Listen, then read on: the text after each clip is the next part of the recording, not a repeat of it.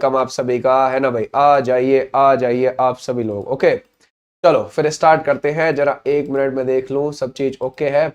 हाँ वॉइस वगैरह ओके है। Okay all clear. चलो पहले क्वेश्चन से शुरू हो जाओ तुम फिर फटाफट, है ना भाई। देखो पहला क्वेश्चन क्या कहता है।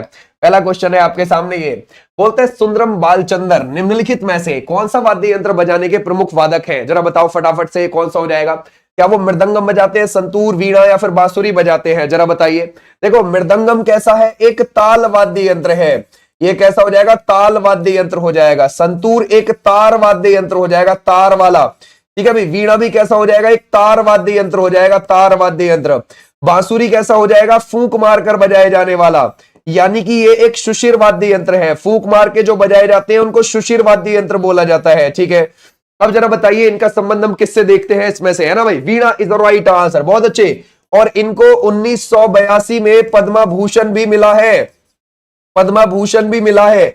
और ये फिल्म निर्माता भी रहे हैं, है ना भाई। ध्यान रखोगे कौन रहे हैं, ये फिल्म निर्माता भी रहे हैं, तो ये भी आप ध्यान रखोगे। क्लियर हो जाएगा, शाबाश। आ जाओ भी नेक्स्ट पर नेक्स्ट देखते हैं। बोलता है निम्नलिखित में से अन्य समूह से मेल नहीं खाता। इसमें से कौन सा है जो अन्य समूह से मेल नहीं खाता है। क्या वायलिन है, सरोद है, गिटार है, या फिर आप लगाओगे हारमोनियम है ना। अगर हम देखें वायलिन कैसा है, वायलिन हो जाएगा अगर आप देखोगे एक तार वाद्य यंत्र हो जाएगा, है ना। सरोद भी कैसा हो जाएगा, तार वाला वाद्य यंत्र। तार वालों को तत्वाद्य यंत्र बोला जाता है। और गिटार भी कैसा हो जाएगा, एक तार वाद्य यंत्र हो जाएगा। तो हारमोनियम है ये, ध्यान रखोगे, इसको आप अलग हटा दोगे। हारमोनियम, हारमोनियम कैसा है, एक कीबोर्ड वाद्य यंत्र है। कैसा, कीबोर्ड वाद्य यंत्र आपको देखने को मिलेगा, कीबोर्ड वाद्य यंत्र। आज भी नेक्स्ट पर नेक्स्ट देखते हैं। इनमें से, है ना भाई, वाद्य यंत्र बिना तार का है, कोई एक आपको बिना तार का वाद्य यंत्र इसमें से देखने को मिलेगा। गिटार है, सितार है, ट्रम्पेट है, या फिर वायलिन है। जरा बताओ कौन सा हो जाएगा इसमें से। अगर हम देखें एक बिना तार का है ना भाई। ध्यान रखोगे कैसा है, बिना तार का आपको देखने को मिलेगा, बिना तार का। तो हमारा राइट आंसर कौन सा हो जाएगा। देखो गिटार है, सितार है, वायलिन है, ये तो तार के हैं सारे। लेकिन अगर हम देखेंगे ट्रम्पेट, यानी कि ध्यान रखोगे ये तार वाला नहीं है, ये तार वाला नहीं है। जो बाजा होता है ना, बाजा, उसी को तो बोलते हैं, समझ गए, ट्रम्पेट। क्या होता है ये, बाजा, बाजा। ठीक है भाई, ये भी आप ध्यान रखोगे। ठीक है भाई, क्लियर हो जाएगा ख्याल ना। आ जाओ भाई नेक्स्ट पर। बोलता है निम्नलिखित में से कौन सा सुशिर वाद्य यंत्र है, कौन सा आपको सुशिर वाद्य यंत्र देखने को मिलेगा, यानी कि फूंक मारकर बजाए जाने वाला। क्या आपको वायलिन है, बांसुरी है, सारंगी या फिर सितार लगेगा। अगर हम देखें सुशिर वाद्य यंत्र को देखते हैं, सुशिर वाद्य यंत्र के बारे में जरा बताइए, इसमें से आपको कौन सा देखने को मिल जाएगा, है ना। क्या आपको शहनाई देखने को मिलेगा या फिर आपको कोई और। शहनाई सुशिर है ना भाई। शहनाई कैसा है, एक आपको सुशिर वाद्य यंत्र देखने को मिलता है, यानी कि फूंक मार के बजाए जाने वाला, है ना। फूंक मार के जो बजाए जाते हैं उनको सुशिर बोलते हैं। तो बांसुरी ऐसा ही है। तो हमारा राइट आंसर क्या हो जाएगा, बांसुरी वाले बच्चे। बिल्कुल बिल्कुल ठीक है, शाबाश, बहुत अच्छे। बोलता है निम्नलिखित में से कौन तंत्री वाद्य है। जरा बताओ कौन सा लगेगा इसमें से तंत्री वाद्य, है ना। तंत्री मींस तार वाला वाद्य यंत्र, है ना। अगर हम देखें कौन सा तार वाला वाद्य यंत्र आपको कौन सा देखने को मिलता है, जरा बताओ। अगर हम देखें इसमें से मृदंगम है, तबला है, शहनाई है, संतूर है, ये कौन सा हो जाएगा, तंत्री वाद्य यंत्र। ठीक है भाई, तो तार वाला है, santoor is the right answer. Okay, clear हो जाएगा। मृदंगम और तबला ये दोनों ताल वाद्य यंत्र है। शहनाई आपका कैसा है, सुशिर वाद्य यंत्र है, फूंक मार के बजाए जाने वाला, है ना। तो ऐसे आप ध्यान रखोगे, हमारा राइट आंसर है santoor is the right answer. बहुत अच्छे। आ जाओ नेक्स्ट पर। मृदंगम क्या होता है, जरा बताओ मृदंगम क्या होता है ना भाई। ये 2 मुंह वाला ढोल होता है, या फिर एक प्रकार की बांसुरी होती है, एक तार वाला वाद्य यंत्र है, फिर एक मृग आपको देखने को मिलेगा। ये क्या है, मृदंगम। मृदंगम आपको कर्नाटक संगीत में यूज होता हुआ देखने को मिलता है। कौन से, कर्नाटक म्यूजिक में यूज होता हुआ देखने को मिलता है। 2 मुंह वाला ढोल आपको देखने को मिलेगा, है ना भाई। 2 मुंह वाला ढोल है, ऐसे आपको ये देखने को मिल जाता है, ये बात ध्यान रखना। ठीक है भाई, क्लियर हो जाएगा। तो हमारा राइट आंसर हो जाएगा ए वाले बच्चे। बिल्कुल बिल्कुल सही है, शाबाश, बहुत अच्छा। संगीत यंत्र सितार का आविष्कार ये किसने किया था, जरा बताओ। सितार का आविष्कार किसने किया है। अगर हम देखें ये कौन सा हो जाएगा, अमीर खुसरो है, रामदास जी हैं, या फिर आप लगाओगे तानसेन, या फिर हरिदास हो जाएंगे। सितार का आविष्कार किसने किया सर। अगर हम देखें वो अमीर Khusro is the right answer. Sitar का आविष्कार इन्हीं को जाता है। ठीक है भाई, और तबले का आविष्कार भी इन्हीं को जाता है। तबला का आविष्कार भी इन्होंने ही किया था। ये भी आप ध्यान रखोगे। अमीर खुसरो को हम तोता ए हिंद बोलते हैं। क्या बोलते हैं? तोता ए हिंद कहते हैं, भारत का तोता कहते हैं इसको। ठीक है भाई, भारत का तोता कहते हैं। तो ऐसे भी आप ध्यान रखोगे, क्लियर हो जाएगा। शाबाश, बहुत अच्छे। आ जाओ नेक्स्ट पर। निम्नलिखित में से कौन मुगल शासक वीणा वादन के लिए प्रसिद्ध था? जरा बताओ, वीणा बजाने के लिए कौन जाना जाता था? अकबर है, हुमायूं है, औरंगजेब है या फिर बाबर है? ये कौन हो जाएगा? जरा बताओ भाई। अकबर तो नहीं है, अकबर तो नक्कारा बजाता था। क्या बजाता था? नक्कारा। तो फिर वीणा कौन बजाता था इसमें से? ये बजाता था Aurangzeb, is the right answer. Aurangzeb का टाइम पीरियड है 1658 से लेकर 1707 के बीच का। ये आपको टाइम पीरियड देखने को मिल जाएगा। तो हमारा राइट आंसर कौन सा है? सी वाले बच्चे, बिल्कुल बिल्कुल ठीक है ना भाई। आ जाओ नेक्स्ट पर। बोलते हैं मुगल सम्राट अकबर किस वाद्य यंत्र को बहुत ही कुशलता के साथ बजाता था? तो अकबर कौन सा बजाता था? क्या वीणा बजाता था, पखावज या फिर सितार या फिर नक्कारा?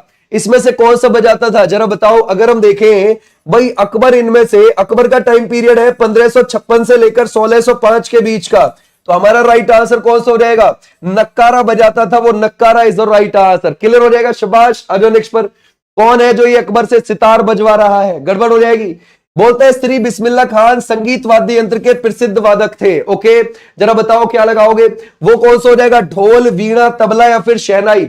बिस्मिल्लाह खान जी कौन सा वाद्य यंत्र बजाते? अगर हम इसको देखें तो सर वो बजाते हैं शहनाई। और वो कहां से बिलोंग करते? वो बिहार से बिलोंग करते, बिहार के डुमराव गांव से, है ना भाई, ध्यान रखोगे, डुमराव गांव से बिलोंग करते।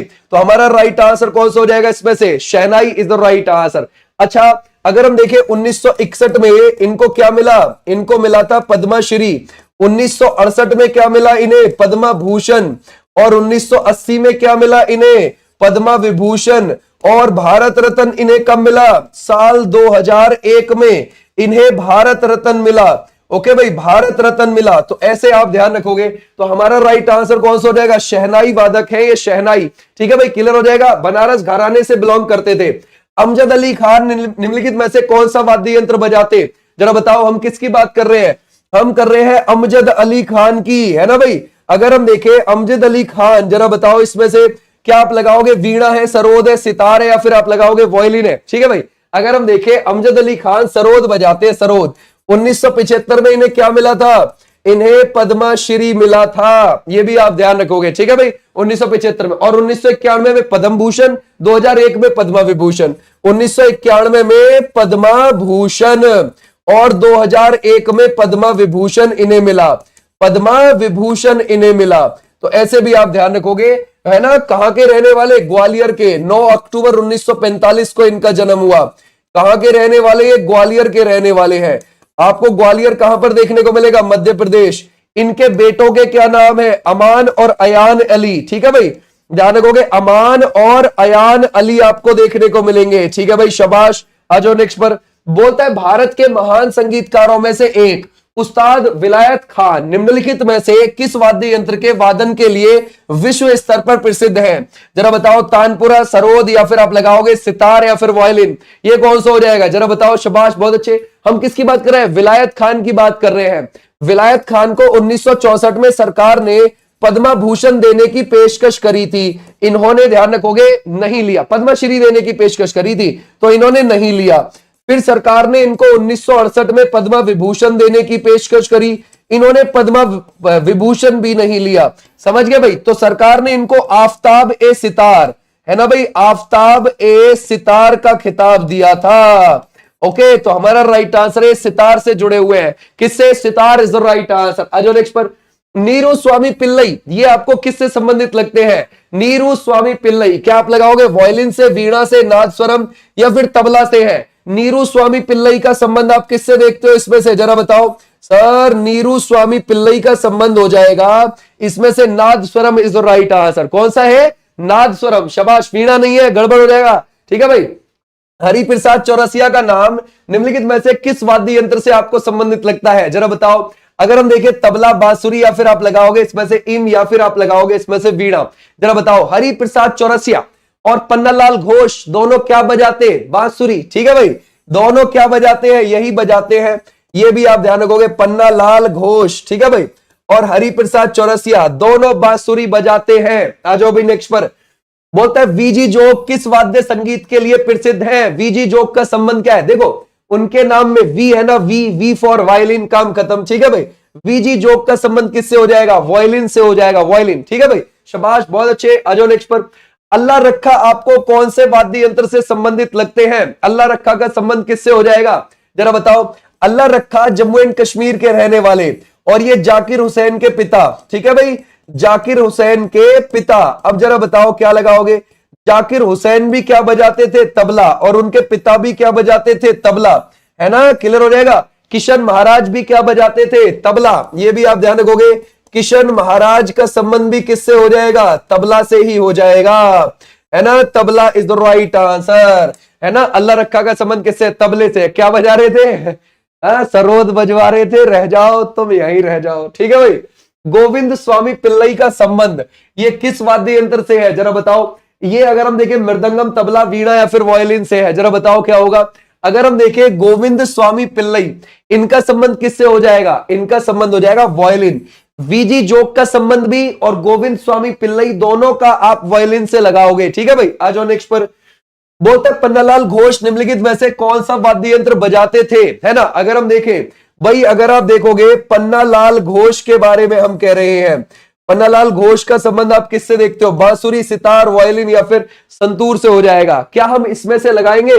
अभी तो देखा हमने पन्नालाल घोष बांसुरी बजाते हैं, है ना भाई। बांसुरी इज द राइट आंसर। कौन है जो ये वायलिन बजवा रहा है? बोलता है वीवी सुब्रमण्यम। वीवी सुब्रमण्यम कौन सा वाद्य यंत्र बजाते हैं, जरा बताओ। देखो वीजी जोग भी, पिल्लई भी, ठीक है भाई, और वीवी सुब्रमण्यम तीनों क्या चीज बजाते? वायलिन बजाते। समझ गए भाई, तीनों वायलिन बजाते। कितना आराम से याद रख सकते हो। आ जाओ भी नेक्स्ट पर। बाल मुरली कृष्ण का संबंध किससे है, जरा बताओ। बाल मुरली कृष्ण, इनका संबंध किससे है? इनका संबंध भी वायलिन से है। देख रहे हो कितने सारे वायलिन से निकल के आए हैं। ठीक है भाई, आ जाओ नेक्स्ट पर। शाबाश। बोलते हैं पंडित राम नारायण एक हिंदुस्तानी भारतीय संगीतकार है जो क्या बजाते? ये तो तुमने कई बार पढ़े हुए हैं, है ना भाई। अगर हम सुल्तान खान को देखें, है ना भाई, सुल्तान खान को, और हम पंडित राम नारायण को देखें, तो दोनों ही सारंगी के शौकीन है ना। तो सारंगी इज राइट आंसर। बहुत अच्छे, आ जाओ नेक्स्ट पर। बोलता है उस्ताद जाकिर हुसैन को किस वाद्य यंत्र के बजाने में, है ना भाई, विशिष्टता है, जरा बताओ क्या लगाओगे। वो हो जाएगा तबला। और इनको तो 1988 में पद्मश्री मिला था, पद्मश्री मिला। इनको तो 2000, है ना, 2 में क्या मिला हुआ है? पद्म भूषण मिला है। और इनको तो 2023 में पद्म विभूषण मिला, पद्म विभूषण। और इनके पिता का नाम अल्लाह रखा, और इनके पिता जम्मू कश्मीर में पैदा हुए और ये मुंबई में पैदा हुए थे। और इनका घराना कौन सा है? पंजाब घराने से बिलोंग करते हैं, पंजाब घराने से बिलोंग करते हैं। तो ऐसे आप ध्यान रखोगे। क्लियर है, शाबाश, बहुत बढ़िया भाई। आ जाओ नेक्स्ट पर। पंडित किशन महाराज क्या बजाते? है ना भाई, वही बजाते जो जाकिर हुसैन बजाते और अल्लाह रखा बजाते। अब जरा बताओ, संतूर, सितार, वायलिन या फिर तबला। तो पंडित किशन महाराज का संबंध किससे हो जाएगा? Tabla is the right answer. Tabla का आविष्कार किसने किया है? आपको अच्छे से पता है ना भाई। अमीर Khusro is the right answer. अमीर खुसरो ने किया है, ऐसे आप ध्यान रखोगे। आ जाओ नेक्स्ट पर। पंडित रविशंकर निम्नलिखित में से कौन सा वाद्य यंत्र बजाने के लिए जाने जाते हैं? कौन? रविशंकर के बारे में देख रहे हैं।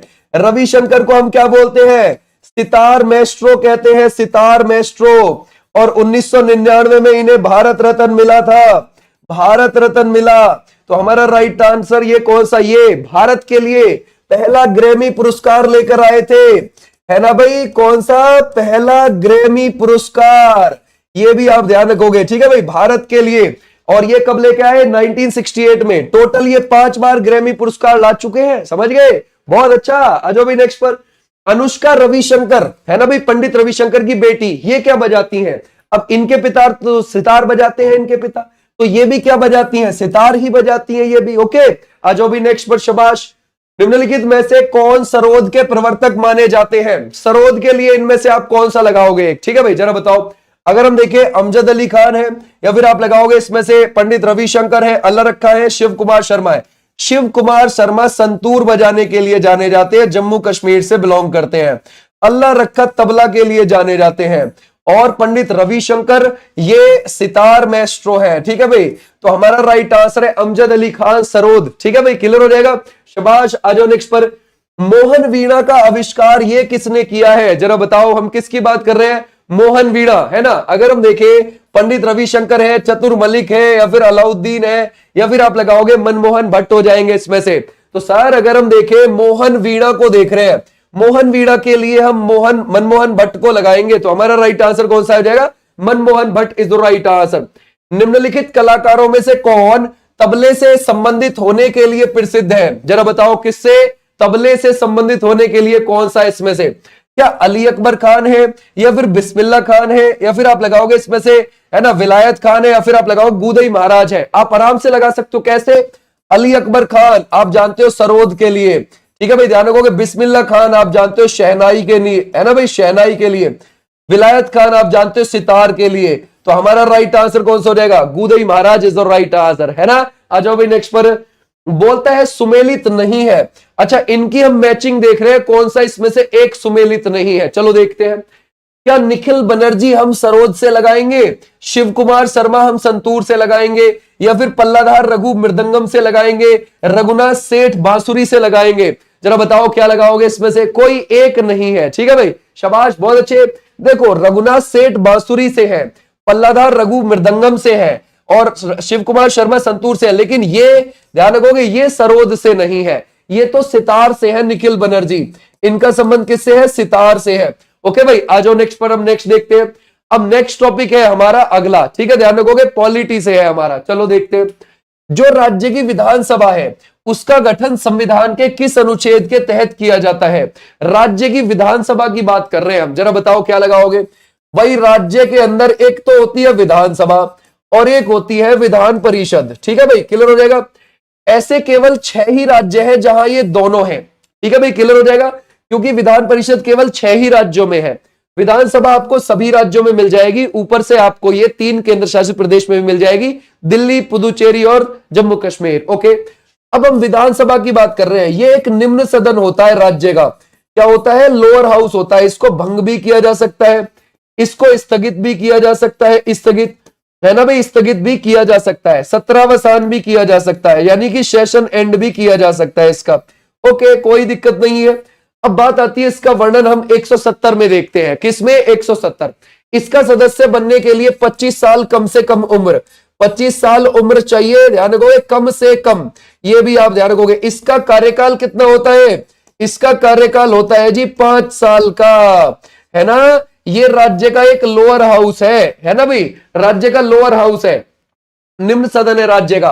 भारतीय संविधान के निम्नलिखित अनुच्छेद में से कौन सा राज्य की विधानसभाओं के निर्वाचन का प्रावधान करता है, जरा बताओ। 178, 170, 176 इनमें से कोई भी नहीं है, कौन सा करता है, जरा बताओ। राज्य की विधानसभाओं के निर्वाचन, ठीक है भाई, विधानसभा का निर्वाचन का काम करता है, जरा बताओ क्या लगाओगे। विधानसभा के चुने जाने की बात करता है, गठन की बात करता है, 170 ही तो है ना भाई, कौन सा है, 170 ही तो है। आ जाओ नेक्स्ट पर। बोलता है भारत के किसी राज्य की विधानसभा में अधिकतम कितने सदस्य हो सकते हैं, मैक्सिमम जरा बताओ कितने हो सकते हैं।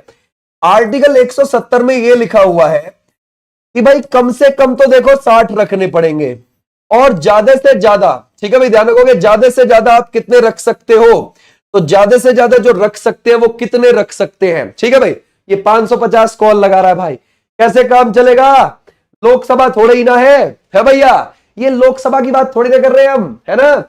हम कर रहे हैं कितनी, ध्यान रखोगे, 500 रखनी पड़ेगी। हम किसकी बात कर रहे हैं, विधानसभा की, ध्यान रखोगे, 500 से ज्यादा नहीं हो सकती सीटें। यूपी में 403 है, आप लोगों को पता है, और कम से कम 60 से कम नहीं हो सकती। ठीक है भाई, क्लियर हो जाएगा। वैसे 60 से कम है कई राज्यों में, ध्यान रखना, जैसे कि आपको गोवा में देखने को मिल जाएंगी। ठीक है भाई, गोवा में आपको 60 से कम देखने को मिल जाएगी, ओनली 40 पर ही विधानसभा चल रही है। मिजोरम में भी आपको 40 पर ही देखने को मिल जाएंगी, समझ गए। ऐसे ही आपको पुदुचेरी में देखने को मिल जाएंगी, पुदुचेरी में वहां पर 30+3 है। ठीक है भाई, ध्यान रखोगे। और अगर हम देखेंगे 30 कैसे, 30 तो है, चुनाव होते हैं 30 पर और 3 नॉमिनेट किए जाते हैं। और अगर आप देखोगे सिक्किम में आपको कितने देखने को मिलेगी, 32 देखने को मिलेगी, सिक्किम में आपको 32 देखने को मिलेगी। ओके, आ जाओ नेक्स्ट पर।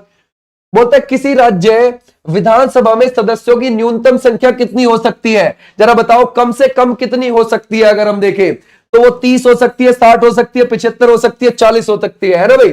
हम क्या बात कर रहे हैं, हम विधानसभा, है ना भाई, विधानसभा के सदस्यों की हम न्यूनतम संख्या को देख रहे हैं। जरा बताओ क्या लगाओगे, है ना भाई, शाबाश, बहुत अच्छे, गड़बड़ ना हो जाए, है ना भाई। आपको कम से कम कितनी अभी देखा था हमने, 60 is the right answer, 60 is the right answer. Okay भाई, क्लियर हो जाएगा, शाबाश, बहुत अच्छे। आ जाओ नेक्स्ट पर।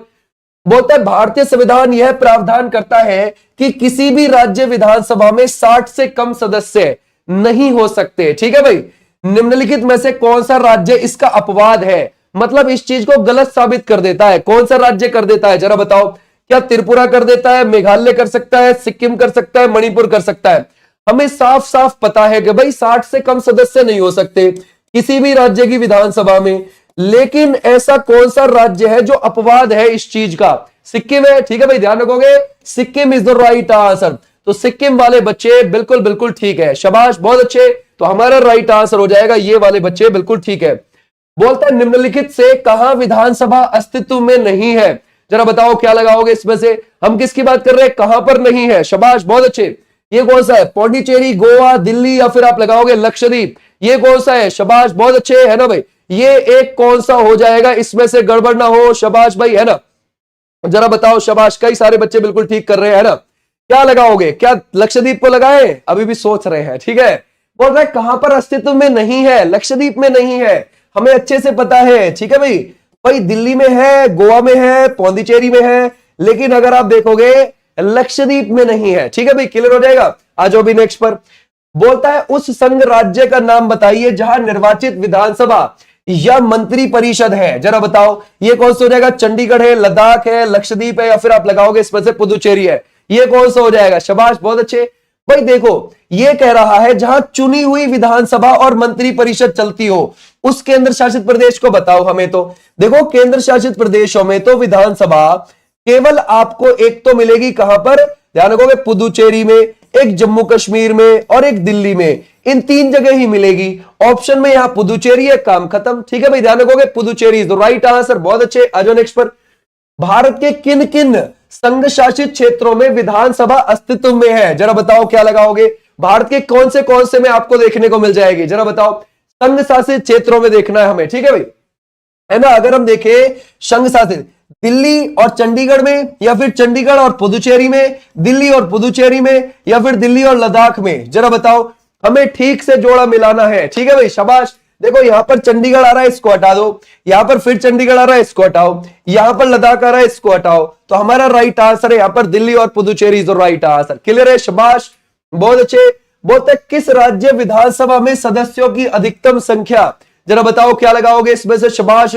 अगर हम देखें पश्चिम बंगाल, उत्तर प्रदेश, या फिर आंध्र प्रदेश, या फिर आप लगाओगे इसमें से महाराष्ट्र, है ना। ये कौन सा हो जाएगा सर, किस राज्य में विधानसभा के सदस्यों की संख्या आपको ज्यादा लगती है, वो कौन सा हो जाएगा, यूपी। ठीक है भाई, यूपी में है। यूपी में कितनी है, 403 है। यूपी में कितनी आपको देखने को मिल जाएगी, 403 देखने को मिल जाएगी, शाबाश।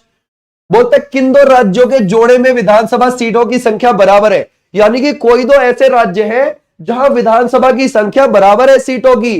क्या आपको कर्नाटक मध्य प्रदेश लगता है, या फिर आप लगाओगे बिहार तमिलनाडु हो जाएगा, हरियाणा छत्तीसगढ़ हो जाएगा, पंजाब उड़ीसा हो जाएगा। ये हमने किया था, ठीक है, याद है।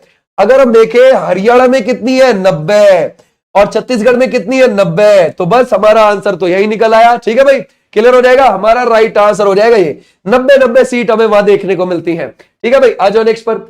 उत्तर प्रदेश की विधानसभा में सदस्यों की संख्या आपको कितनी देखने को मिलती है, जरा बताओ कौन सी है। क्या आपको 424, 403, 401, 397, ये कितनी मिलेगी? ओके, जरा बताओ इसमें से। तो हमारा राइट आंसर है 403 वाले बच्चे, बिल्कुल ठीक है, शाबाश। यूपी में अगर आप लोकसभा की देख रहे हो तो वहां 80 मिलेंगी, राज्यसभा की देख रहे हो तो आपको 31 देखने को मिल जाएंगी, विधान परिषद की देख रहे हो तो 100 मिल जाएंगी, विधानसभा की देख रहे हो तो 403 मिल जाएंगी। बोलते हैं असम विधानसभा में कितने सदस्य आपको देखने को मिलते हैं, जरा बताओ कितने हो जाएंगे यहां पर। क्या आप लगाओगे 125, 127, 128 या फिर 126? हम किसकी बात कर रहे हैं, हम असम की विधानसभा की बात कर रहे हैं। असम की विधानसभा में जरा बताइए। देखो असम की जो लोकसभा है ना, असम की जो लोकसभा है, असम की लोकसभा आपको देखने को मिल जाएगी, वहां पर 14 है और राज्यसभा में 7 और 126 आपको किस में देखने को मिल जाएंगी, विधानसभा में देखने को मिल जाएंगी। ठीक है भाई, आ जाओ नेक्स्ट पर। बिहार विधानसभा में सीटों की संख्या आप कितनी बताओगे, जरा बताओ क्या लगाओगे।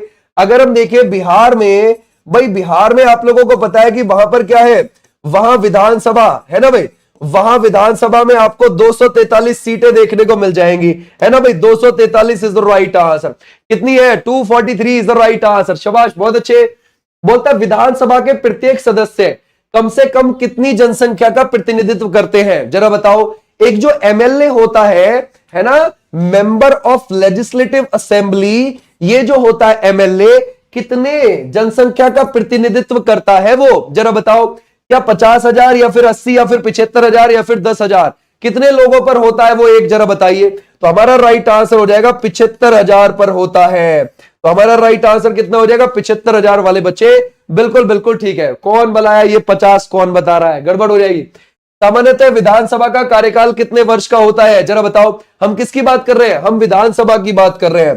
देखो भाई, विधानसभा का जो कार्यकाल है ना, वो सामान्य तौर पर 5 वर्ष का होता है, लेकिन 42वां संविधान संशोधन 1976 से इसे 6 वर्ष का कर दिया था। लेकिन फिर से 44वां संविधान संशोधन 1978 से इसको वापस से 5 साल का कर दिया। तो आज भी 5 का ही है। तो हमारा राइट आंसर कौन सा रहेगा, 5 इज राइट आंसर। ओके भाई, 5 इज राइट आंसर।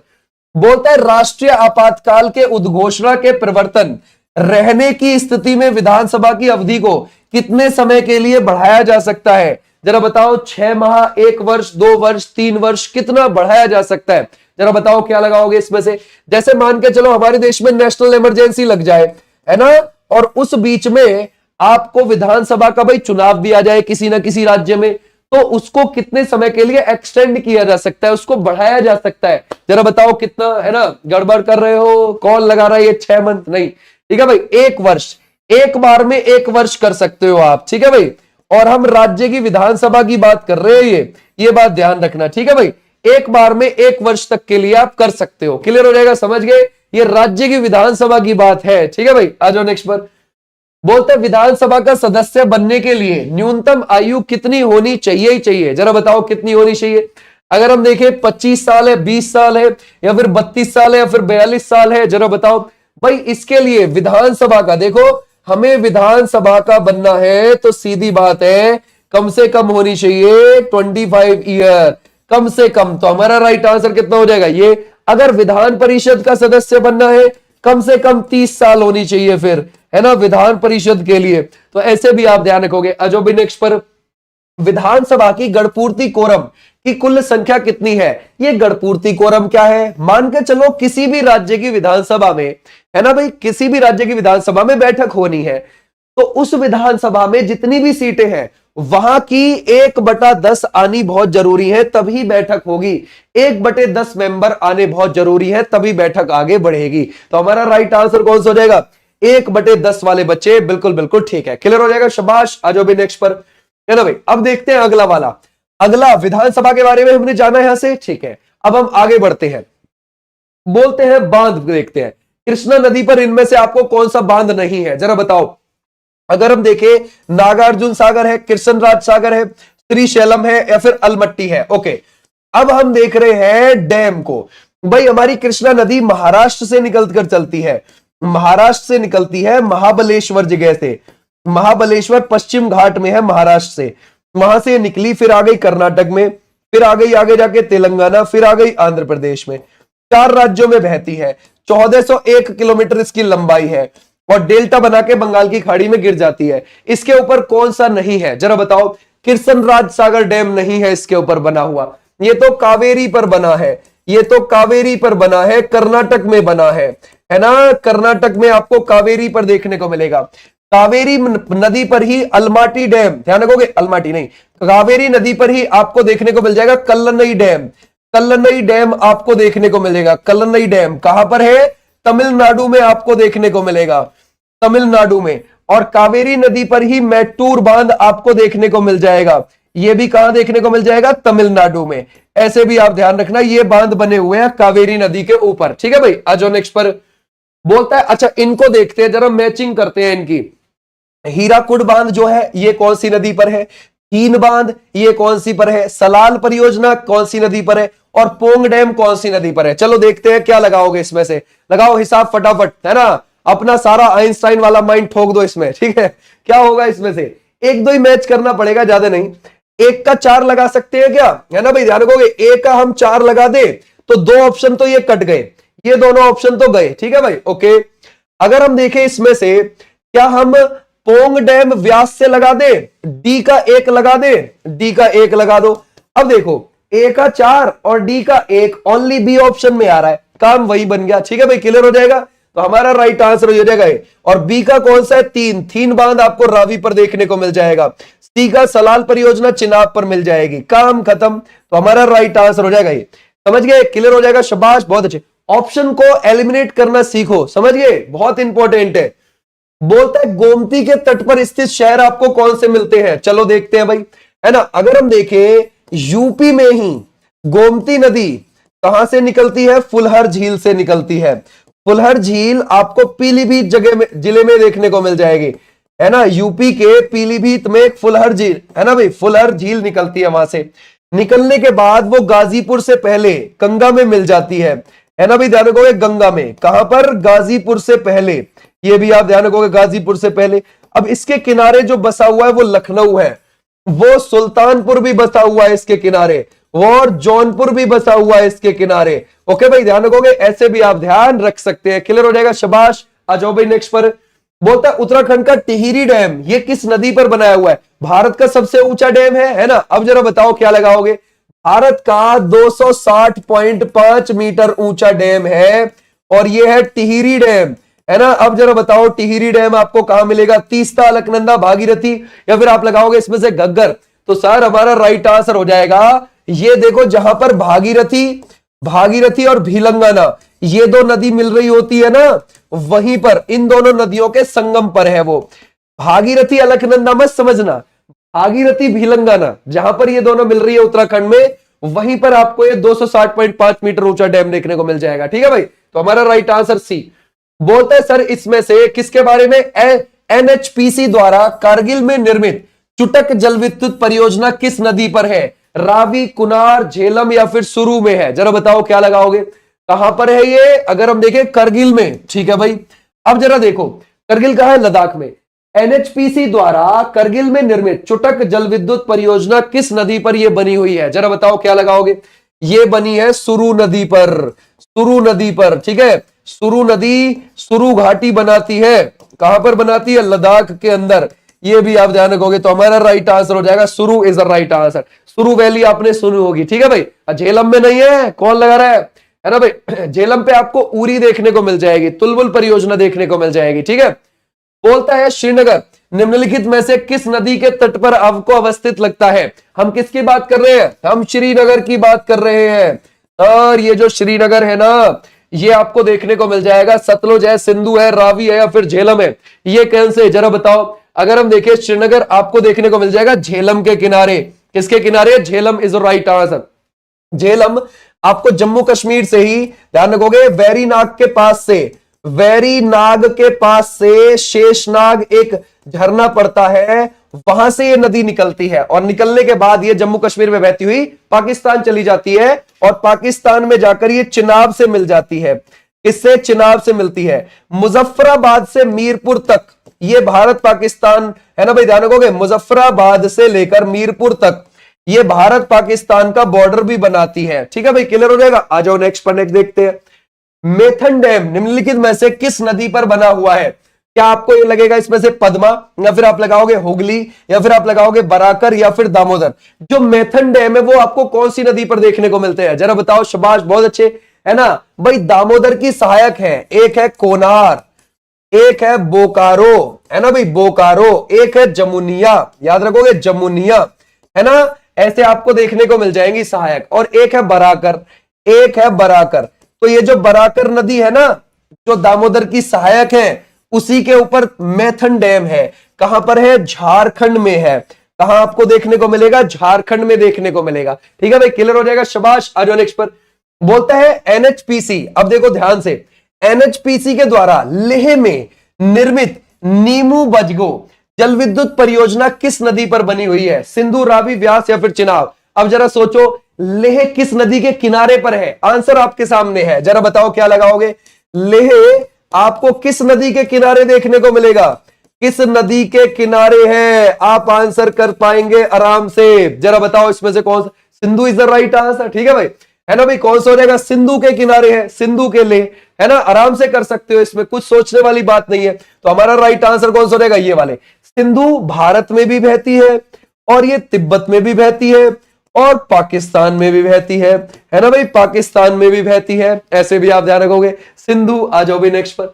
निम्नलिखित में से कौन सा युग्म सही सुमेलित नहीं है? आपको कौन सा युग्म लगता है जो सही नहीं है?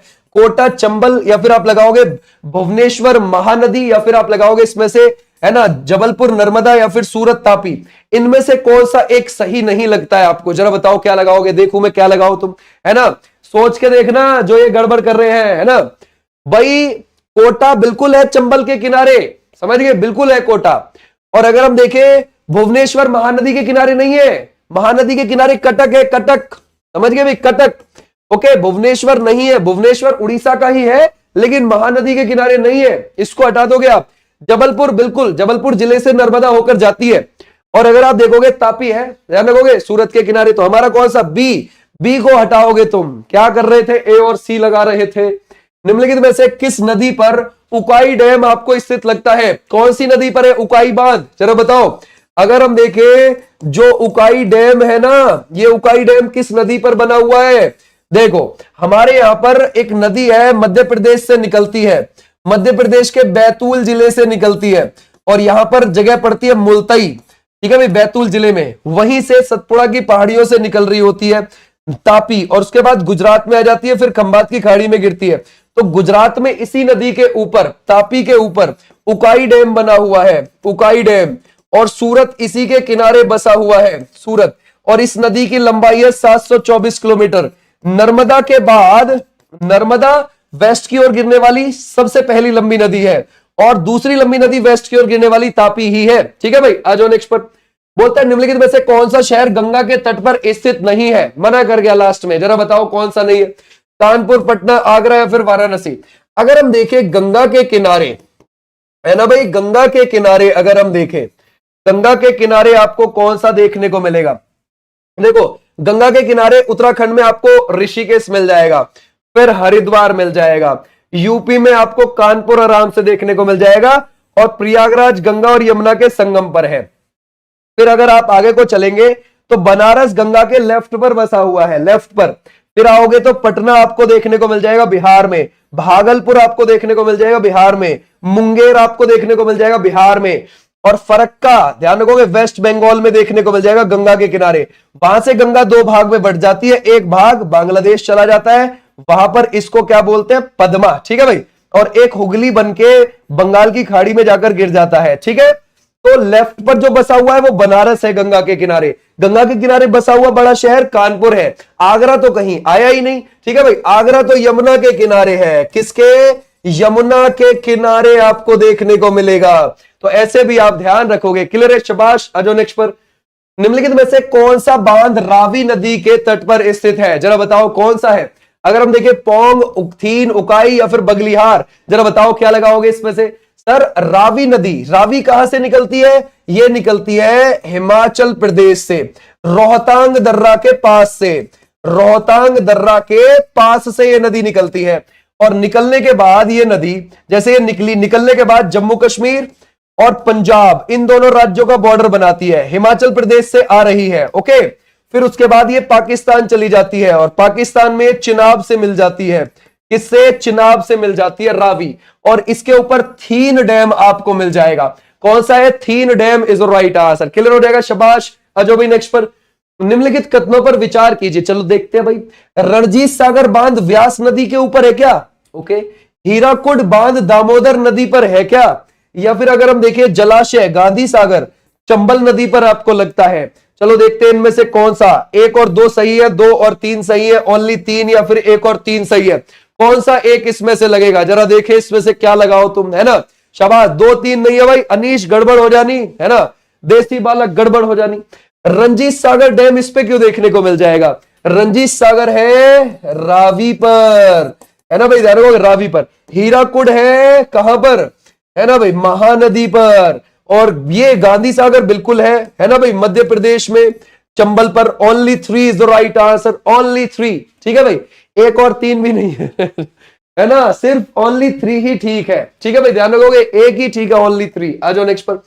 निम्नलिखित में से कौन सी नदी अरब सागर में नहीं बहती है, चलो देखते हैं।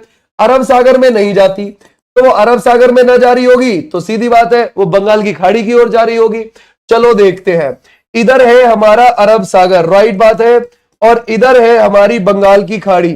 तो एक नदी है जो अरब सागर में ना आके बंगाल की खाड़ी की तरफ जा रही होगी, तो वो कौन सी हो जाएगी, Kaveri is the right answer, समझ गए। कावेरी है जो कर्नाटक के कोडागु जिले के से निकलती है, कोडागु को कुर्ग जिला बोलते हैं, वहां से निकलती है ब्रह्मगिरी की पहाड़ियों से, फिर आ जाएगी वो तमिलनाडु की तरफ और आगे जाके बंगाल की खाड़ी में गिर जाएगी।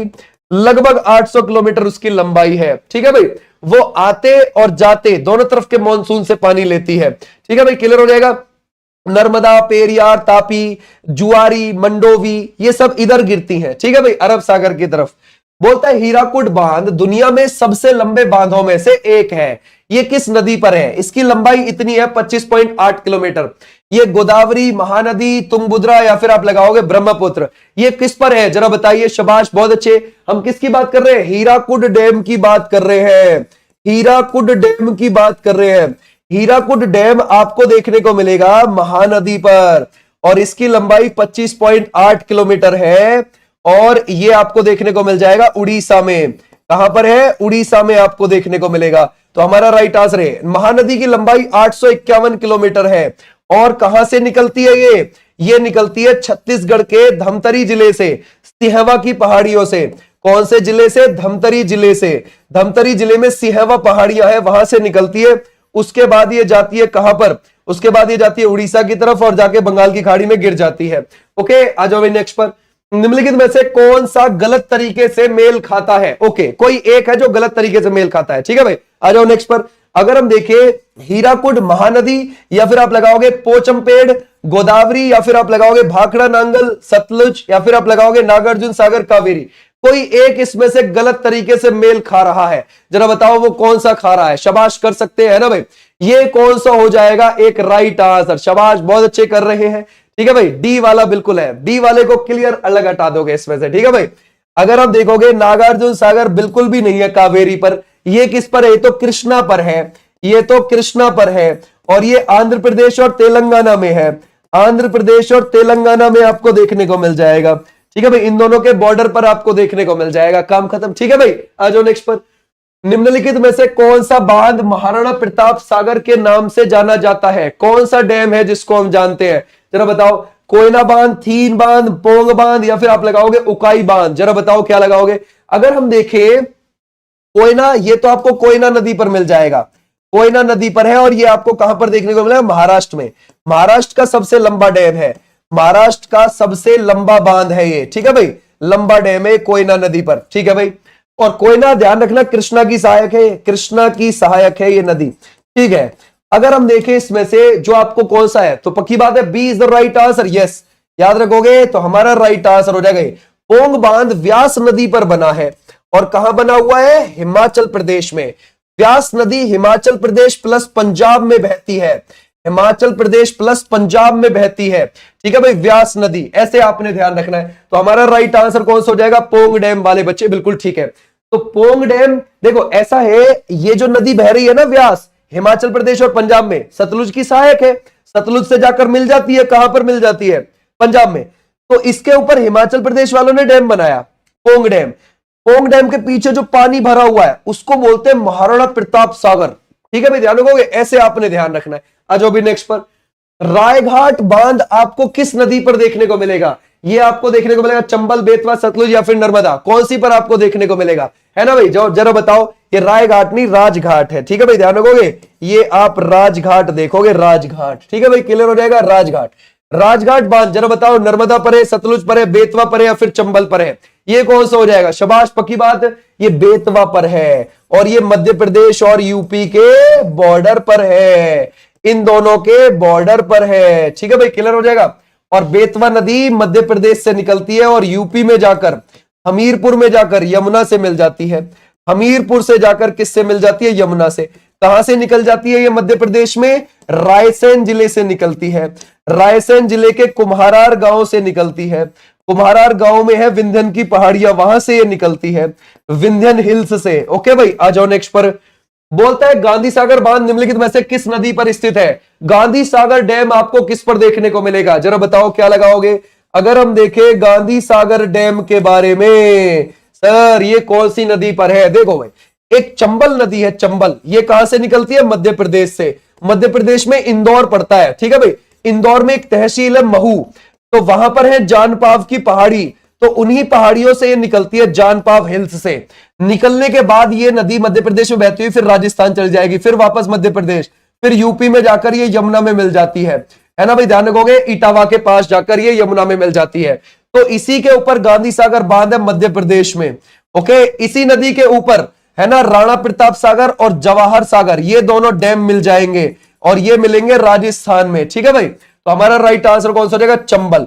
चंबल बीहड़ बनाती है, बीहड़ कहां पर बनाती है? बुंदेलखंड वाले क्षेत्र में जाकर। बीहड़ को इंग्लिश में बोलते हैं बैडलैंड, क्या बोलते हैं? बैडलैंड बोलते हैं, ये बात आप ध्यान रखना, ठीक है भाई। आ जाओ नेक्स्ट पर।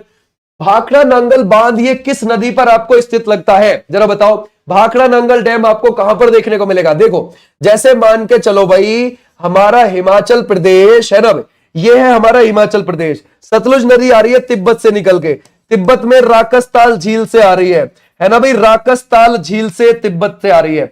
आने के बाद शिपकीला दर्रे से हिमाचल प्रदेश में आ गई, उसके बाद हिमाचल प्रदेश बहती हुई पंजाब में आ गई, उसके बाद कहां चली गई? ध्यान रखोगे, उसके बाद पाकिस्तान में चली जाती है। तो हमारे यहां दो राज्यों में बह रही है। हिमाचल प्रदेश वालों ने तो बनाया है भाखड़ा बांध, और इसके 13 किलोमीटर आगे पंजाब में बना है नंगल बांध, तो इस परियोजना को बोलते हैं भाखड़ा नंगल परियोजना, ठीक है भाई, क्लियर हो जाएगा। तो ये सतलुज नदी के ऊपर है। अच्छा, ये कौन सा है? भाखड़ा डैम, ये कहां है? हिमाचल प्रदेश में। नंगल डैम कहां पर है? पंजाब में है। दोनों में 13 किलोमीटर का डिफरेंस है। ओके भाई, क्लियर हो जाएगा। तो ये जो भाखड़ा डैम देख रहे हो ना हिमाचल प्रदेश में, इस डैम के पीछे एक बहुत बड़ा पानी का रिजर्वियर है, यानी कि पानी का एक बड़ा सा जलाशय है। उस जलाशय को क्या कहते हैं हम यहां पर? जरा बताओ, ठीक है भाई, कौन बच्चा बताएगा उस जलाशय का नाम? उसका नाम है गोविंद सागर, समझ गए भाई, गोविंद सागर जलाशय, ठीक है भाई, क्लियर हो जाएगा। आ जाओ भाई नेक्स्ट पर। बोलता है गोल किस प्रसिद्ध भारतीय खिलाड़ी की आत्मकथा लगती है? जरा बताओ। अब खिलाड़ियों की आत्मकथा से संबंधित क्वेश्चन है यहां से, ठीक है, हमने डैम अपने देख लिए। आ जाओ भी नेक्स्ट पर, क्या लगाओगे? गोल को देखते हैं। दी गोल ये आपको किसकी लगेगी? दी गोल आपको किसकी लगती है इसमें से? जरा बताइए एक राइट आंसर। ये दी गोल हो जाएगी हमारी किसकी? मेजर ध्यानचंद जी की। मेजर ध्यानचंद जी हमारी हॉकी टीम का 1932 में जब हमारी हॉकी टीम गोल्ड मेडल लाई थी ओलंपिक में, उसका भी हिस्सा थे, और 1936 वाली का भी हिस्सा थे। तो हमारा राइट आंसर हो जाएगा मेजर ध्यानचंद जी। इनका जन्म 29 अगस्त को हुआ था, 1905 को हुआ था। तो हम 29 अगस्त को 2012 से राष्ट्रीय खेल दिवस मना रहे हैं अपना, इनके बर्थडे के दिन। क्या मना रहे हैं? राष्ट्रीय खेल दिवस मना रहे हैं। ऐसे भी आप ध्यान रखोगे। अजो भी नेक्स्ट पर। वह प्रसिद्ध भारतीय हॉकी खिलाड़ी जिन्होंने अपनी आत्मकथा गोल्डन हैट्रिक नाम से लिखी है, जरा बताओ गोल्डन हैट्रिक के नाम से किसने लिखी है? जरा बताओ, शाबाश। अगर हम देखें अजीत पाल सिंह है, या फिर आप लगाओगे बलबीर सिंह है, या फिर आप लगाओगे मोहम्मद शाहिद है, या फिर सुरजीत सिंह है, ये कौन हो जाएंगे? शाबाश, बहुत अच्छे। गोल्डन हैट्रिक जरा बताओ, है ना। अगर हम देखें वो है Balbir Singh Dosanjh is the right answer, है ना। पता है जब हमारी टीम ओलंपिक में, ये हम वैसे तो हमारी टीम 8 बार गोल्ड ला रखी है ओलंपिक में, समझ गए भाई, 8 बार गोल्ड ला रखी है, 1 बार सिल्वर और 4 बार ब्रॉन्ज, 13 पदक ला रखी है। तो 3 बार गोल्ड इनके समय पर लाई थी, तो इसलिए इन्होंने गोल्डन हैट्रिक लिखी है, समझ गए। तो ऐसे भी आप ध्यान रखोगे। अजो नेक्स्ट पर। Faster than lightning my autobiography निम्नलिखित में से किस अंतरराष्ट्रीय धावक की कहानी है? जरा बताओ क्या लगाओगे? फास्टर देन लाइटनिंग ये किसकी है? माइकल जॉर्डन की है, या फिर जस्टिन गटलिन की है, या फिर आप लगाओगे क्रिश्चियन कॉडमैन की है या फिर आप लगाओगे उसैन बोल्ट की है? ये किसकी हो जाएगी जरा बताओ? शाबाश, ये है उसैन बोल्ट। इन्होंने 100 मीटर 9.58 सेकंड में कंप्लीट कर रखा है, ठीक है भाई। और कहां से आते हैं? जमैका से आते हैं, है ना भाई, जमैका से ये आते हैं। बोलता है गोल्डन गर्ल निम्नलिखित में से किस भारतीय एथलीट की आपको आत्मकथा लगती है? जरा बताओ, हम किसकी बात कर रहे हैं? Golden girl. ये कौन है गोल्डन गर्ल? है ना भाई, जिनको 1983 में अर्जुन पुरस्कार मिला, 85 में पद्मश्री मिला। सॉरी, ओके भाई, ध्यान रखोगे, अर्जुन पुरस्कार मिला 1983 में, 1985 में इनको पद्मश्री मिला है। वो कौन है? पीटी उषा। इनको हम उड़न परी भी बोलते हैं। क्या बोलते हैं हम इनको? उड़न परी। ओके, और पीटी उषा अभी इंडियन ओलंपिक, ध्यान रखोगे, एसोसिएशन की अध्यक्ष भी है। पहली बार कोई इंडियन ओलंपिक एसोसिएशन की अध्यक्ष बनी है तो पीटी उषा। इनका पूरा नाम क्या है पीटी उषा का? है ना भाई, अगर हम देखें, यो है पिलाबुला कांडी थेक्के परिम्बिल उषा, ठीक है भाई। निम्नलिखित में से किस खिलाड़ी ने अपनी आत्मकथा एज अगेंस्ट ऑड्स लिखी है? ये कौन सा हो जाएगा? युवराज सिंह है, सचिन तेंदुलकर है, सानिया मिर्जा है, फिर मैरी कॉम है? जरा बताओ। शाबाश, बहुत अच्छे, कर सकते हैं, है ना भाई। पक्की बात है, Sania Mirza is the right answer, है ना भाई, Sania Mirza is the right answer. अच्छा, प्लेइंग टू विन किसकी हो जाएगी?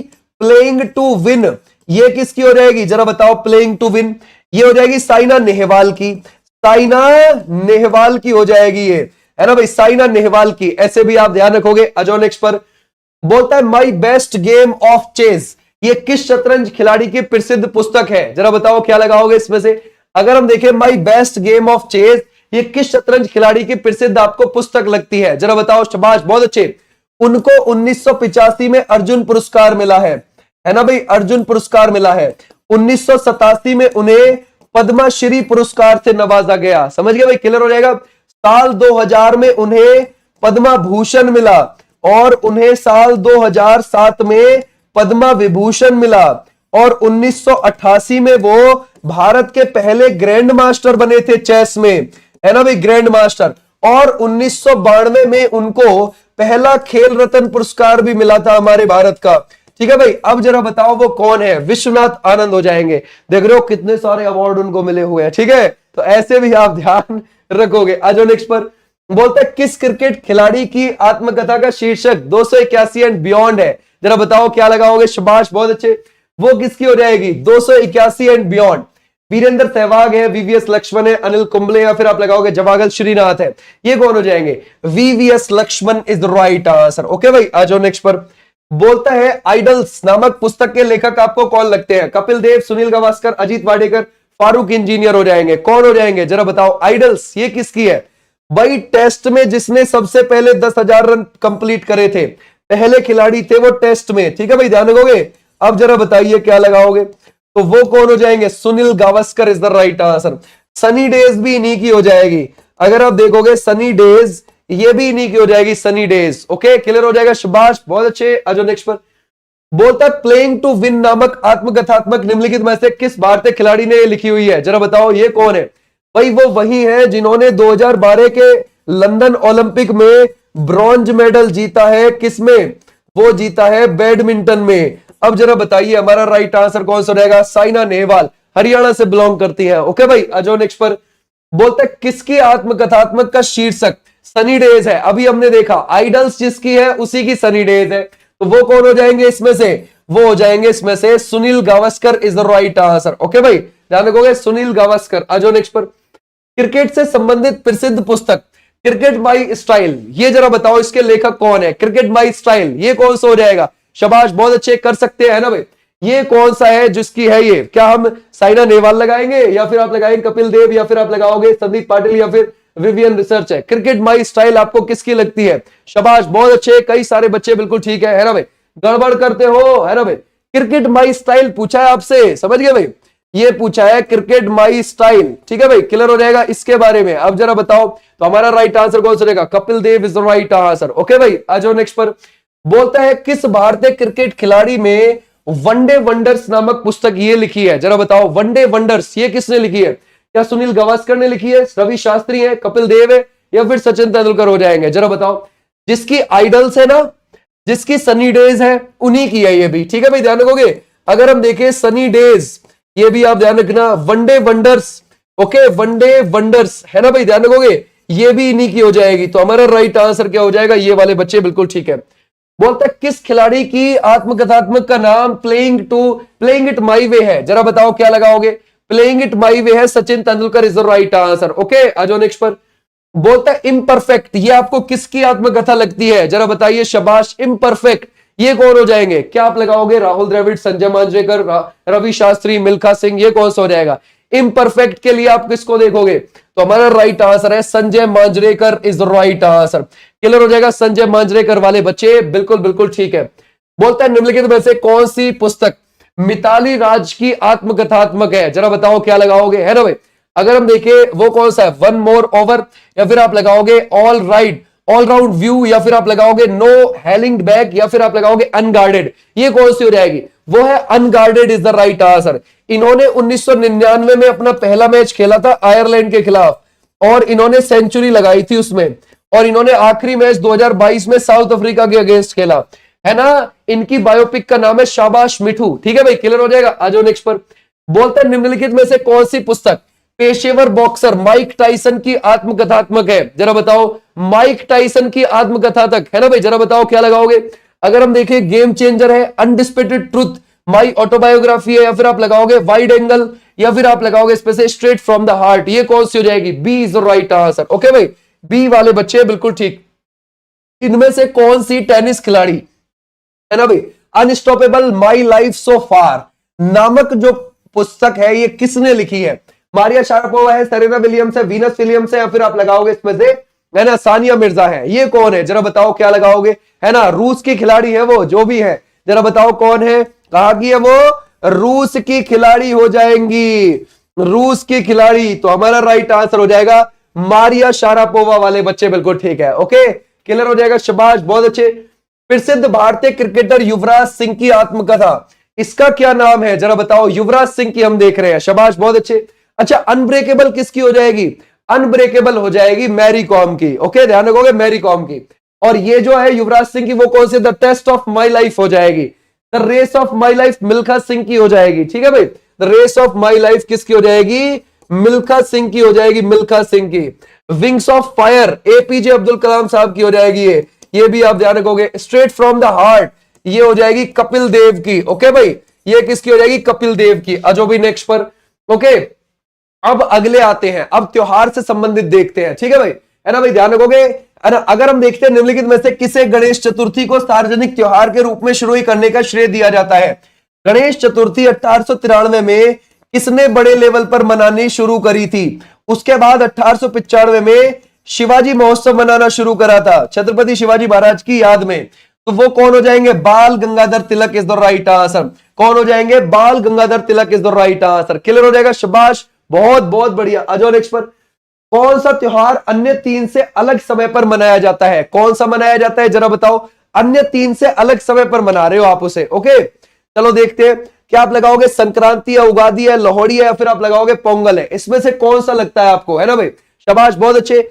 भाई देखो, पोंगल जो मनाया जाता है वो जनवरी में मनाया जाता है, और ये मकर संक्रांति का रूप है, मकर संक्रांति का रूप है, और ये तमिलनाडु में मनाया जाता है। ओके, लोहड़ी भी तभी मनाई जा रही होती है जनवरी के समय पर ही, है ना, और मकर संक्रांति भी तभी मनाई जा रही होती है ना। तो अलग कौन सा है, उगादी। उगादी एक नया त्योहार, मतलब नए साल का, न्यू ईयर का सेलिब्रेशन करने के लिए है, और ये कहां पर है, जैसे कि कर्नाटक के अंदर, है ना, ध्यान रखोगे, जैसे कि आंध्र प्रदेश के अंदर, जैसे कि तेलंगाना के अंदर। यहां पर ये हिंदू कैलेंडर के अनुसार जो नया साल शुरू होता है तब मनाया जाता है उगादी, लगभग 21 मार्च को। ठीक है भाई, ध्यान रखोगे, लगभग 21-22 मार्च को ये मनाया जाता है। ओके, क्लियर हो जाएगा। आ जाओ नेक्स्ट पर। राज्यों को वहां मुख्य रूप से मनाए जाने वाले, है ना, राज्य और वहां मुख्य रूप से मनाए जाने वाले त्योहार को निम्नलिखित में से कौन सा संयोजन सही नहीं है, कोई एक अलग है। ओके, क्या राजस्थान में आपको गणगौर देखने को मिलेगा, गुजरात में दुर्गा पूजा देखने को मिलेगी, महाराष्ट्र में गणेश चतुर्थी, उत्तर प्रदेश में कृष्ण जन्माष्टमी, जरा बताओ, कोई एक चीज आपको ढूंढनी है यहां से। ठीक है भाई, शाबाश, बहुत अच्छे भाई। गुजरात में दुर्गा पूजा नहीं, नहीं, ठीक है भाई, बड़े लेवल पर दुर्गा पूजा वेस्ट बंगाल में मनाई जाती है ना, कहां पर, वेस्ट बंगाल में। तो इसको आप हटा दोगे यहां पर, शाबाश, बहुत अच्छे। बोलता है फ्लेमिंगो महोत्सव किस राज्य में आयोजित किया जाता है? जरा बताओ क्या लगाओगे, कौन सा? फ्लेमिंगो को देखते हैं। अगर हम देखेंगे फ्लेमिंगो महोत्सव, है ना, जरा बताओ इसमें से कौन सा हो जाएगा फ्लेमिंगो? तो ये कहां पर है? ये हो जाएगा तेलंगाना, कर्नाटक, नागालैंड या फिर आप लगाओगे आंध्र प्रदेश है। ये कौन सा है? शाबाश, बहुत अच्छे, पक्की बात है, Andhra Pradesh is the right answer, है ना भाई? Andhra Pradesh is the right answer, is the right answer. ठीक है भाई, आंध्र प्रदेश में राजहंस पर्व मनाया जाता है वहां पर, यानी कि ओके। आ जाओ नेक्स्ट पर। बोलता है मरु महोत्सव। अब मरु महोत्सव है ना भाई, रेगिस्तान के लिए। मरु महोत्सव राजस्थान का एक वार्षिक आयोजन है जिसमें स्थानीय लोक कला, संस्कृति, एरोबेटिक्स, ऊंट दौड़ का प्रदर्शन किया जाता है। अब जरा बताओ ये कहां पर होता है? जोधपुर, जैसलमेर, बाड़मेर, बीकानेर, कहां पर होता है? जहां ज्यादा रेत होगा उस तरफ होता है ना? तो हमारा राइट आंसर कहां है? जैसलमेर की साइड में होता है। तो हमारा राइट आंसर, ये बहुत फेमस है मरु महोत्सव। आ जाओ नेक्स्ट पर। असम में एहतगुरी, ये किसके लिए प्रसिद्ध है? एहतगुरी किसके लिए असम में जो बहुत ज्यादा फेमस है? जरा बताओ क्या लगाओगे? ये बैलगाड़ी की दौड़ के लिए है, मुर्गों की लड़ाई के लिए है, या फिर बैल को काबू में करना, है ना भाई, या फिर आप लगाओगे भैंसों की लड़ाई के लिए है? जरा बताइए, शाबाश, बहुत अच्छे। तो सर असम में एहतगुरी ये किसके लिए बहुत ज्यादा प्रसिद्ध है? ये हो जाएगा भैंसों की लड़ाई के लिए। ठीक है भाई, भैंसों की लड़ाई। अच्छा, मुर्गा लड़ाई कहां होती है? आंध्र प्रदेश में होती है। ठीक है भाई, ये भी आप ध्यान रख सकते हो।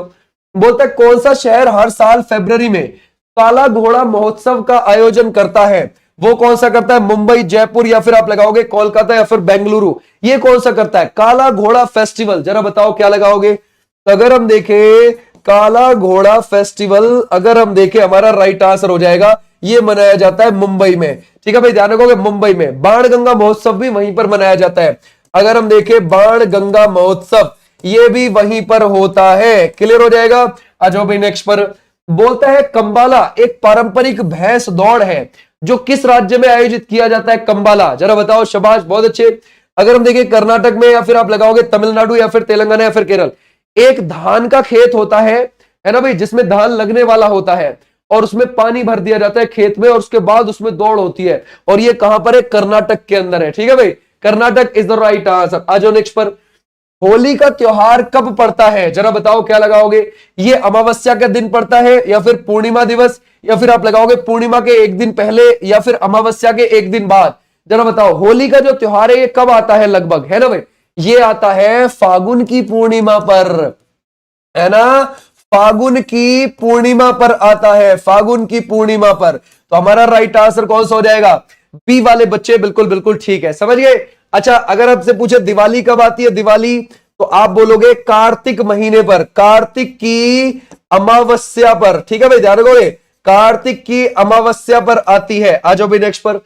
बोलते हैं सरहुल का त्योहार ये मनाया जाता है बसंत के समय पर। कहां पर मनाया जाता है? जरा बताओ। अगर हम देखें कौन सा है? सरहुल का त्योहार है, और ये कहां पर मनाया जाता है? राजस्थान में, महाराष्ट्र में, उत्तराखंड में, या फिर झारखंड में? ये झारखंड में मनाया जाता है, और ये मनाया जाता है बसंत के समय पर, यानी कि मार्च अप्रैल के समय पर। ठीक है, संथाल ट्राइब इसको पहले ज्यादातर मनाती थी, लेकिन अब तो सभी जनजाति मनाती है वहां की। ठीक है भाई, तो हमारा राइट आंसर हो जाएगा झारखंड वाले बच्चे, बिल्कुल ठीक है।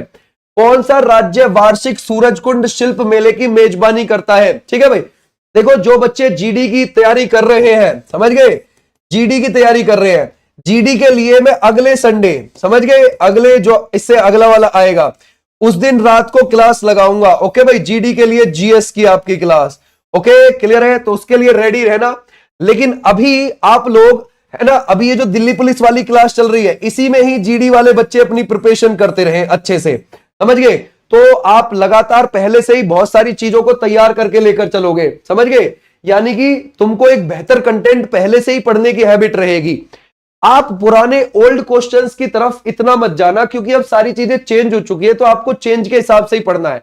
तो जहां आप अपना समय दे रहे हो उस समय की बहुत वैल्यू है, क्योंकि तुम इस भरोसे पे समय दे रहे हो कि मुझे यहां से कंटेंट मिलेगा पेपर में, और पता चला तुम्हें जाके वहां पर तो भाई काम खराब हो गया। तो समय उसी बंदे को देना जो इस चीज की वैल्यू करे तुम्हारे समय की, समझ गए? तो इसलिए जीडी की आप अभी से ही लग जाओ दिल्ली पुलिस वाले बच्चों के साथ साथ।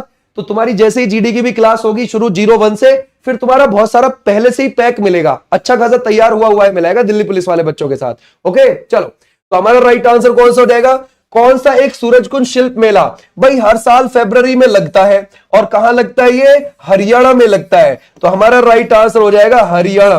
ठीक है भाई, क्लियर हो जाएगा, Haryana is the right answer, Faridabad में। पुष्कर मेला आपको कहां पर आयोजित किया जाता है? जरा बताओ क्या लगाओगे इसमें से, है ना? शाबाश, बहुत अच्छे। अगर हम देखें ये जोधपुर में, अजमेर में है, जयपुर में, या फिर आप लगाओगे उदयपुर में है। अगर हम देखें इसमें से पुष्कर मेला, पुष्कर जो मेला है ये तो अजमेर में लगता है ना? क्योंकि अजमेर के अंदर ही तो पड़ता है पुष्कर, राजस्थान में। तो हमारा राइट आंसर है, कब लगता है? कार्तिक की पूर्णिमा, है ना भाई? ध्यान रखोगे, अभी जो गई थी ना कार्तिक की पूर्णिमा, इसके समय पर लगा था। वहां पर पुष्कर झील भी पड़ती है, पुष्कर झील, समझ गए? और उस झील के आसपास 500 से ज्यादा हिंदू मंदिर है, और 52 घाट है उस झील में, समझ गए? कितने घाट है? 52 घाट। ऐसा बोला जाता है कि उस झील में जो डुबकी लगा देता है उसके पाप धुल जाते हैं, समझ गए? आज भी नेक्स्ट पर बोलता है अटला ताड़ी ये किस राज्य का त्योहार है? कर्नाटक, महाराष्ट्र, झारखंड या फिर आंध्र प्रदेश? ये कहां का आपको देखने को मिलेगा, जरा बताओ। अगर हम देखें अटला ताड़ी के बारे में देख रहे हैं, अटला ताड़ी, तो हमारा राइट आंसर कौन सा हो जाएगा? ये है आंध्र प्रदेश में मनाया जाता है, समझ गए भाई? और ये सितंबर अक्टूबर के समय पर मनाया जाता है, जैसे करवा चौथ होता है ना, सेम वैसा ही है ये भी, समझ गए? इस पे भी महिलाएं व्रत रखती हैं अपने पति की लंबी उम्र की आयु के लिए। ठीक है भाई, ये भी आप ध्यान रखोगे। बोलता है लोसूंग त्योहार निम्नलिखित में से किस राज्य में मनाया जाता है? जरा बताओ, हम लोसूंग के बारे में देख रहे हैं। लोसूंग, लोसूंग को नामसूंग भी बोलते हैं, नामसूंग। अब जरा बताओ क्या लगाओगे, कहां पर मनाया जाता है ना? लोसूंग, भोटिया लोग बोलते हैं इसको, समझ गए? क्या बोलते हैं? भोटिया लोग इसको लोसूंग बोलते हैं, सिक्किम में मनाया जाता है। और इसको लेपचा लोग नामसूंग बोलते हैं, है ना, सिक्किम में ही। तो ऐसे भी आप ध्यान रख सकते हो। क्लियर है? शाबाश। आ जाओ नेक्स्ट पर। निम्नलिखित में से कौन सा भारत में मॉनसून त्योहार है? जरा बताओ क्या लगाओगे इसमें से, कौन सा है मॉनसून त्योहार? अगर हम देखें, है ना, बोलते हैं संक्रांति है, तीज है, बसंत पंचमी, या फिर आप लगाओगे बैसाखी है। ये कौन सा हो जाएगा? शाबाश, बहुत अच्छे भाई। कोई एक मॉनसून के समय का त्योहार है। ये लगभग मॉनसून हमारे देश में कब रहता है? जून से लेकर सितंबर के बीच में, ठीक है? तो उसी बीच में कौन सा त्योहार मनाया जाता है? तीज मनाया जाता है, ठीक है? Teej is the right answer. कौन लगा रहा है? बसंत पंचमी। कैसे काम चलेगा है? बसंत पंचमी कब आती है? मार्च अप्रैल के समय पर आती है बसंत पंचमी, समझ गए? तुम कब मना रहे हो इसको? कैसे काम चलेगा? गड़बड़ हो जाएगी। ओके, आ जाओ नेक्स्ट पर। निम्नलिखित में से किस राज्य में हार्निवल महोत्सव प्रति वर्ष आयोजित किया जाता है? जरा बताओ क्या हो जाएगा? हार्निवल 1 से लेकर 10 दिसंबर के बीच में हर साल, समझ गए भाई? हर साल आता है, नागालैंड के अंदर आता है, वहां की नागा ट्राइब के द्वारा मनाया जाता है। तो हमारा राइट आंसर कौन सा हो जाएगा, है ना भाई? Nagaland is the right answer. Clear हो जाएगा? शाबाश। साल 2000 में शुरू हुआ, साल 2000 में ये शुरू हुआ। आ जाओ भी नेक्स्ट पर। बोलते हैं सबसे बड़े पशु मेले में से एक सोनपुर निम्नलिखित में से किस राज्य में आपको स्थित लगता है? सोनपुर, जरा बताओ। सोनपुर, या फिर हम इसे हरिहर क्षेत्र का मेला भी बोल देते हैं, हरिहर क्षेत्र का मेला। और ये कहां पर लगता है? ये लगता है सोनपुर, बिहार के अंदर। कब लगता है? कार्तिक की पूर्णिमा पर, जो अभी गई है ना, इसी पर लगता है। एशिया का सबसे बड़ा पशु मेला बोला जाता है, एशिया का सबसे बड़ा पशु मेला, ठीक है भाई? सबसे बड़ा पशु मेला बोला जाता है इसको। आ जाओ भी नेक्स्ट पर। बोलते हैं जल्लीकट्टू निम्नलिखित में से किस त्योहार से आपको संबंधित लगता है? जल्लीकट्टू, जरा बताओ क्या लगाओगे? देखो भाई, तमिलनाडु के अंदर ना जनवरी में मकर संक्रांति को बोला जाता है पोंगल। तो वहां 4 दिन पोंगल का त्योहार मनाया जाता है। उसी अवसर पर जल्लीकट्टू मनाया जाता है। कहां? तमिलनाडु में। जल्ली का मतलब है, ध्यान रखोगे, सिक्के, और कट्टू का मतलब है बांधना, यानी कि सांड को वश में करके उसके सींगों पर सिक्के बांधना। ठीक है भाई? आ जाओ नेक्स्ट पर। नेक्स्ट देखते हैं। बोलता है चापाचार कुट किस राज्य का आपको त्योहार लगता है? जरा बताइए कौन सा है चापाचार कुट के बारे में देखते हैं। क्या ये मणिपुर में, या नागालैंड में, मिजोरम में, या फिर मेघालय में? देखो, एक तो है चापाचार कुट, एक हो जाएगा पावल कुट, एक हो जाएगा मिमकुट। तो जो मिमकुट है ये सितंबर के समय पर मनाया जाता है, जब वहां मक्का की खेती कट के आ रही होती है। पावलकुट जब वहां चावल की खेती कट के आती है दिसंबर के समय पर मिजोरम में। और ये चापाचार कुट है, ये आपको देखने को मिल जाएगा अप्रैल में, बसंत के समय पर वहां पर मनाया जाता है। और ये मिजोरम वालों का सबसे बड़ा त्योहार है, समझ गए? क्लियर हो जाएगा? आ जाओ नेक्स्ट पर। बाली यात्रा त्योहार ये आपको किस शहर में प्रसिद्ध लगता है? कटक में, रांची में, रायपुर में या फिर पटना में। बाली यात्रा को बाली यात्रा भी बोलते हैं। जरा बताओ क्या लगाओगे। देखो बाली यात्रा कहां मनाया जाता है, जैसे उड़ीसा है, उड़ीसा में आपको पता है महानदी का डेल्टा तो है ही, उसी डेल्टा के बीच में कटक शहर बसा हुआ है, तो ये उसी कटक शहर में मनाया जाता है। कार्तिक की पूर्णिमा पर ही मनाया जाता है, जो अभी गई है। समझ गए भाई, जो कार्तिक की पूर्णिमा अभी गई है ना 5 को, है ना भाई, ध्यान रखोगे, उसी समय पर मनाया गया ये भी। कार्तिक की पूर्णिमा सोचो कितनी इंपॉर्टेंट है हमारे देश में, कितने सारे त्योहार मनाए जाते हैं इस पर, समझ गए। तो ऐसे भी आप ध्यान रखोगे। अजो नेक्स्ट पर, निम्नलिखित में से कौन सा त्योहार प्रत्येक वर्ष जनवरी माह में लगभग एक साथ नहीं मनाया जाता। जरा बताओ कौन सा लगाओगे इसमें से, है ना भाई, शाबाश, बहुत अच्छे। बोलता है इसमें से मकर संक्रांति, पोंगल, गुड़ी पाड़वा या फिर लोहड़ी, ये कौन सा हो जाएगा। शाबाश, बहुत अच्छे। ये मकर संक्रांति, पोंगल, गुड़ी पाड़वा या फिर आप लोहड़ी लगाओगे, इसमें से कौन सा है। सर अगर हम देखें ये है गुड़ी पाड़वा, ये महाराष्ट्र का न्यू ईयर का त्योहार है, ठीक है, और हिंदू कैलेंडर के हिसाब से नया साल आता है 21-22 मार्च को, तब मनाया जाता है ये, समझ गए। तो हमारा राइट आंसर कौन सा है, C is the right answer. Okay, आ जाओ नेक्स्ट पर। बोलता है साल्जबर्ग महोत्सव हर साल किस देश में आयोजित किया जाता है। हम साल्जबर्ग महोत्सव की बात कर रहे हैं, ठीक है भाई। जरा बताओ क्या लगाओगे, जर्मनी, ऑस्ट्रिया, स्विट्जरलैंड या फिर आप लगाओगे फ्रांस, ये कौन सा है। शाबाश, बहुत अच्छे, कर सकते। देखो 1920 में शुरू हुआ था, ऑस्ट्रिया के अंदर शुरू हुआ था, ऑस्ट्रिया के साल्जबर्ग में शुरू हुआ था, साल्जबर्ग में, ठीक है भाई। तो हमारा राइट आंसर कौन सा हो जाएगा, ये वाले बच्चे, बिल्कुल बिल्कुल ठीक है, क्लियर है, शाबाश, बहुत अच्छे। ऐसे, और ये जुलाई के लास्ट में शुरू होता है 5 सप्ताह के लिए, हर साल जुलाई के लास्ट में शुरू होता है ना भाई, और ये 5 हफ्ते तक चलता है, 5 हफ्ते तक। अल्लारमेल वल्ली ने भी इसमें हिस्सा लिया था 2015 में। अल्लारमेल वल्ली भरतनाट्यम से जुड़ी हुई है, समझिए। आ जाओ नेक्स्ट पर। जल्लीकट्टू बैल को काबू करने का खेल जो मुख्य रूप से है वो कहां पर आयोजित किया जाता है, जल्लीकट्टू वाला, तो ये कहां पर होता है, Tamil Nadu is the right answer. आ जाओ भाई नेक्स्ट पर। बोलता है माधवपुर मेला प्रतिवर्ष आपको किस राज्य में मनाया जाता है, राजस्थान में, हरियाणा में, गुजरात में या फिर छत्तीसगढ़ में। जरा बताओ, शाबाश, बहुत अच्छे। अगर हम देखें माधवपुर मेला, है ना, अगर हम देखेंगे माधवपुर जो मेला है ना, इसमें जरा बताओ ये राजस्थान है, हरियाणा है, गुजरात है या फिर आप लगाओगे इसमें से छत्तीसगढ़ है, ये कौन सा है माधवपुर मेला। जरा बताओ, शाबाश, गुजरात में लगता है। ओके, 5 दिन का है, क्लियर हो जाएगा, 5 दिन का है, गुजरात में लगता है ना, ध्यान रखोगे। ये कहां पर, गुजरात में आपको देखने को मिल जाएगा, ठीक है भाई, क्लियर हो जाएगा। और इसमें किसकी शादी होती है, इसमें होती है कृष्ण जी और रुक्मणी की शादी को दिखाया जाता है इसमें, ठीक है। गुजरात के पोरबंदर में है ये, कहां पर है, गुजरात के पोरबंदर में है। और गुजरात के कच्छ में रण महोत्सव मनाया जाता है। आ जाओ नेक्स्ट पर। बोलता है गुजरात में अंतरराष्ट्रीय पतंग महोत्सव ये किस महीने में आयोजित किया जाता है। जरा बताओ, जनवरी, मार्च, अगस्त या फिर नवंबर, ये कौन सा हो जाएगा। जरा बताओ, अंतरराष्ट्रीय पतंग महोत्सव जनवरी में मकर संक्रांति के दौरान, है ना भाई, जनवरी में मकर संक्रांति के दौरान, है ना भाई, अंतरराष्ट्रीय पतंग महोत्सव मनाया जाता है, ठीक है भाई। 1989 में शुरू हो गया था, कब शुरू हो गया था, 1989 में शुरू हो गया। मकर संक्रांति को उत्तरायण बोलते हैं यहां पर, ठीक है भाई, क्या बोलते हैं, उत्तरायण बोलते हैं यहां पर मकर संक्रांति को। आज भी नेक्स्ट पर नेक्स्ट देखते हैं। बोलता है भारतीय संविधान के अनुसार केंद्रीय निकाय संसद क्या कहलाती है। जरा बताओ क्या लगाओगे, है ना भाई।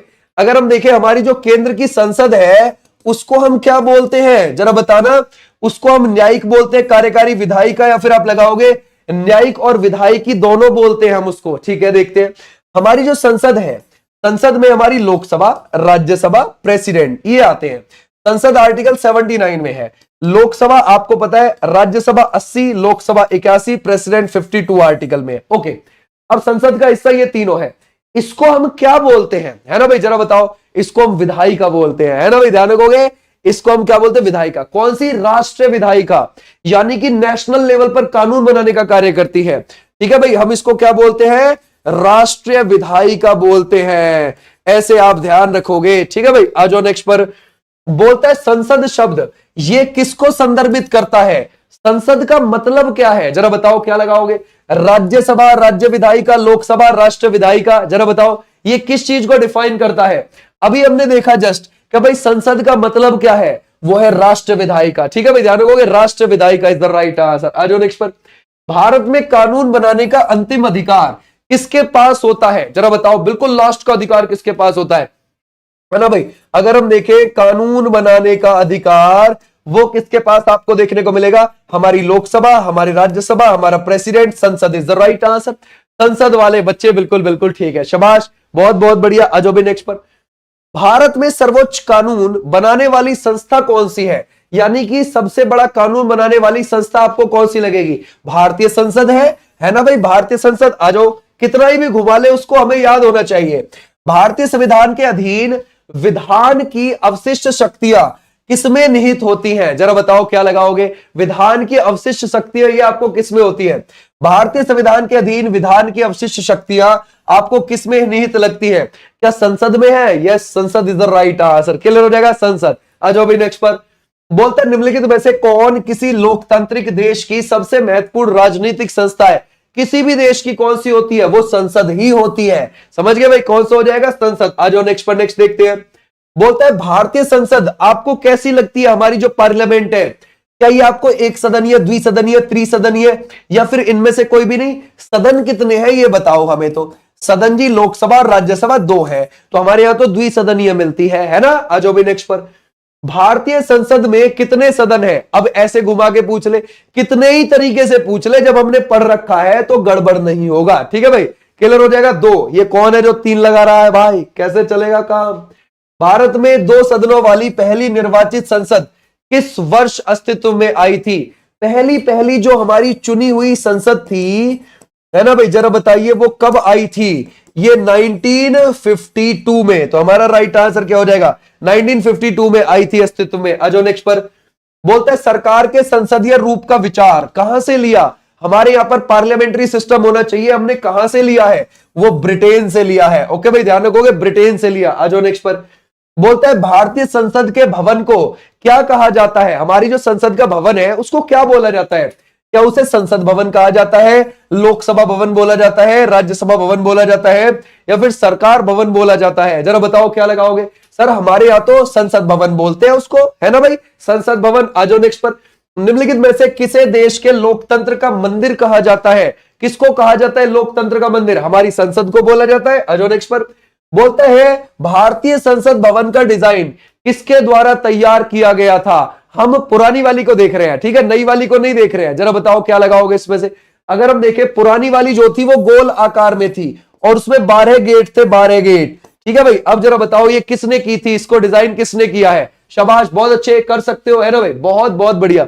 ये हो जाएगा Edwin Lutyens is the right answer, है ना, क्लियर हो जाएगा। ये जो नई वाली संसद है जिसका उद्घाटन 28 मई 2023 को हुआ है, ठीक है भाई, ध्यान रखोगे, ये आपको त्रिभुजाकार शेप में मिलेगी, इसमें आपको 3 द्वार मिलेंगे, एक का नाम है ज्ञान द्वार, एक का नाम है शक्ति द्वार, एक का नाम है, ध्यान रखोगे, कर्म द्वार, ऐसे आपको अलग अलग द्वार देखने को मिलते हैं इस नई वाली में, क्लियर हो जाएगा, समझ गए। 10 दिसंबर 2020 में इसकी नींव रखी गई थी, कब रखी गई थी, 10 दिसंबर 2020 में इसकी नींव मोदी जी ने रखी थी, ठीक है भाई, क्लियर हो जाएगा, त्रिभुजाकार है वो। आ जाओ नेक्स्ट पर, भारतीय संसद का अर्थ क्या है, जरा बताओ क्या लगाओगे, विमल पटेल है उसके डिजाइनर नई वाली के, शाबाश, बहुत अच्छे।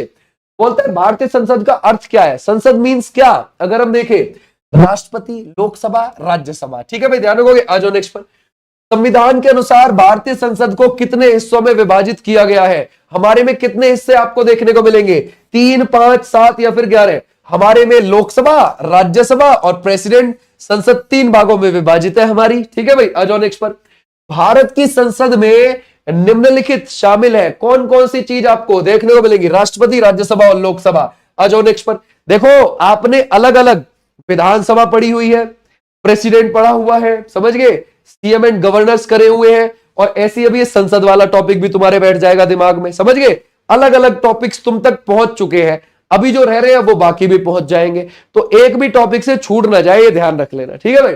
बोलते हैं निम्नलिखित में से कौन भारतीय संसद का संगठक आपको लगता है, इनमें से कौन है ना भाई, तो हमारा कौन सा, राष्ट्रपति, राज्यसभा, लोकसभा, कितना ही भी घुमा ले आपसे, ठीक है भाई। आ जाओ नेक्स्ट पर, बोलते हैं निम्नलिखित में से किस वर्ष पहली बार राज्यसभा गठन हुआ था, राज्यसभा का गठन कब हुआ है, लोकसभा का भी गठन, राज्यसभा का भी गठन 1952 में ही हुआ है दोनों का, ठीक है भाई। आ जाओ नेक्स्ट पर, बोलता है भारतीय संसद के उच्च सदन को क्या कहा जाता है, भारतीय संसद का उच्च सदन क्या है, वो हो जाएगा Rajya Sabha is the right answer.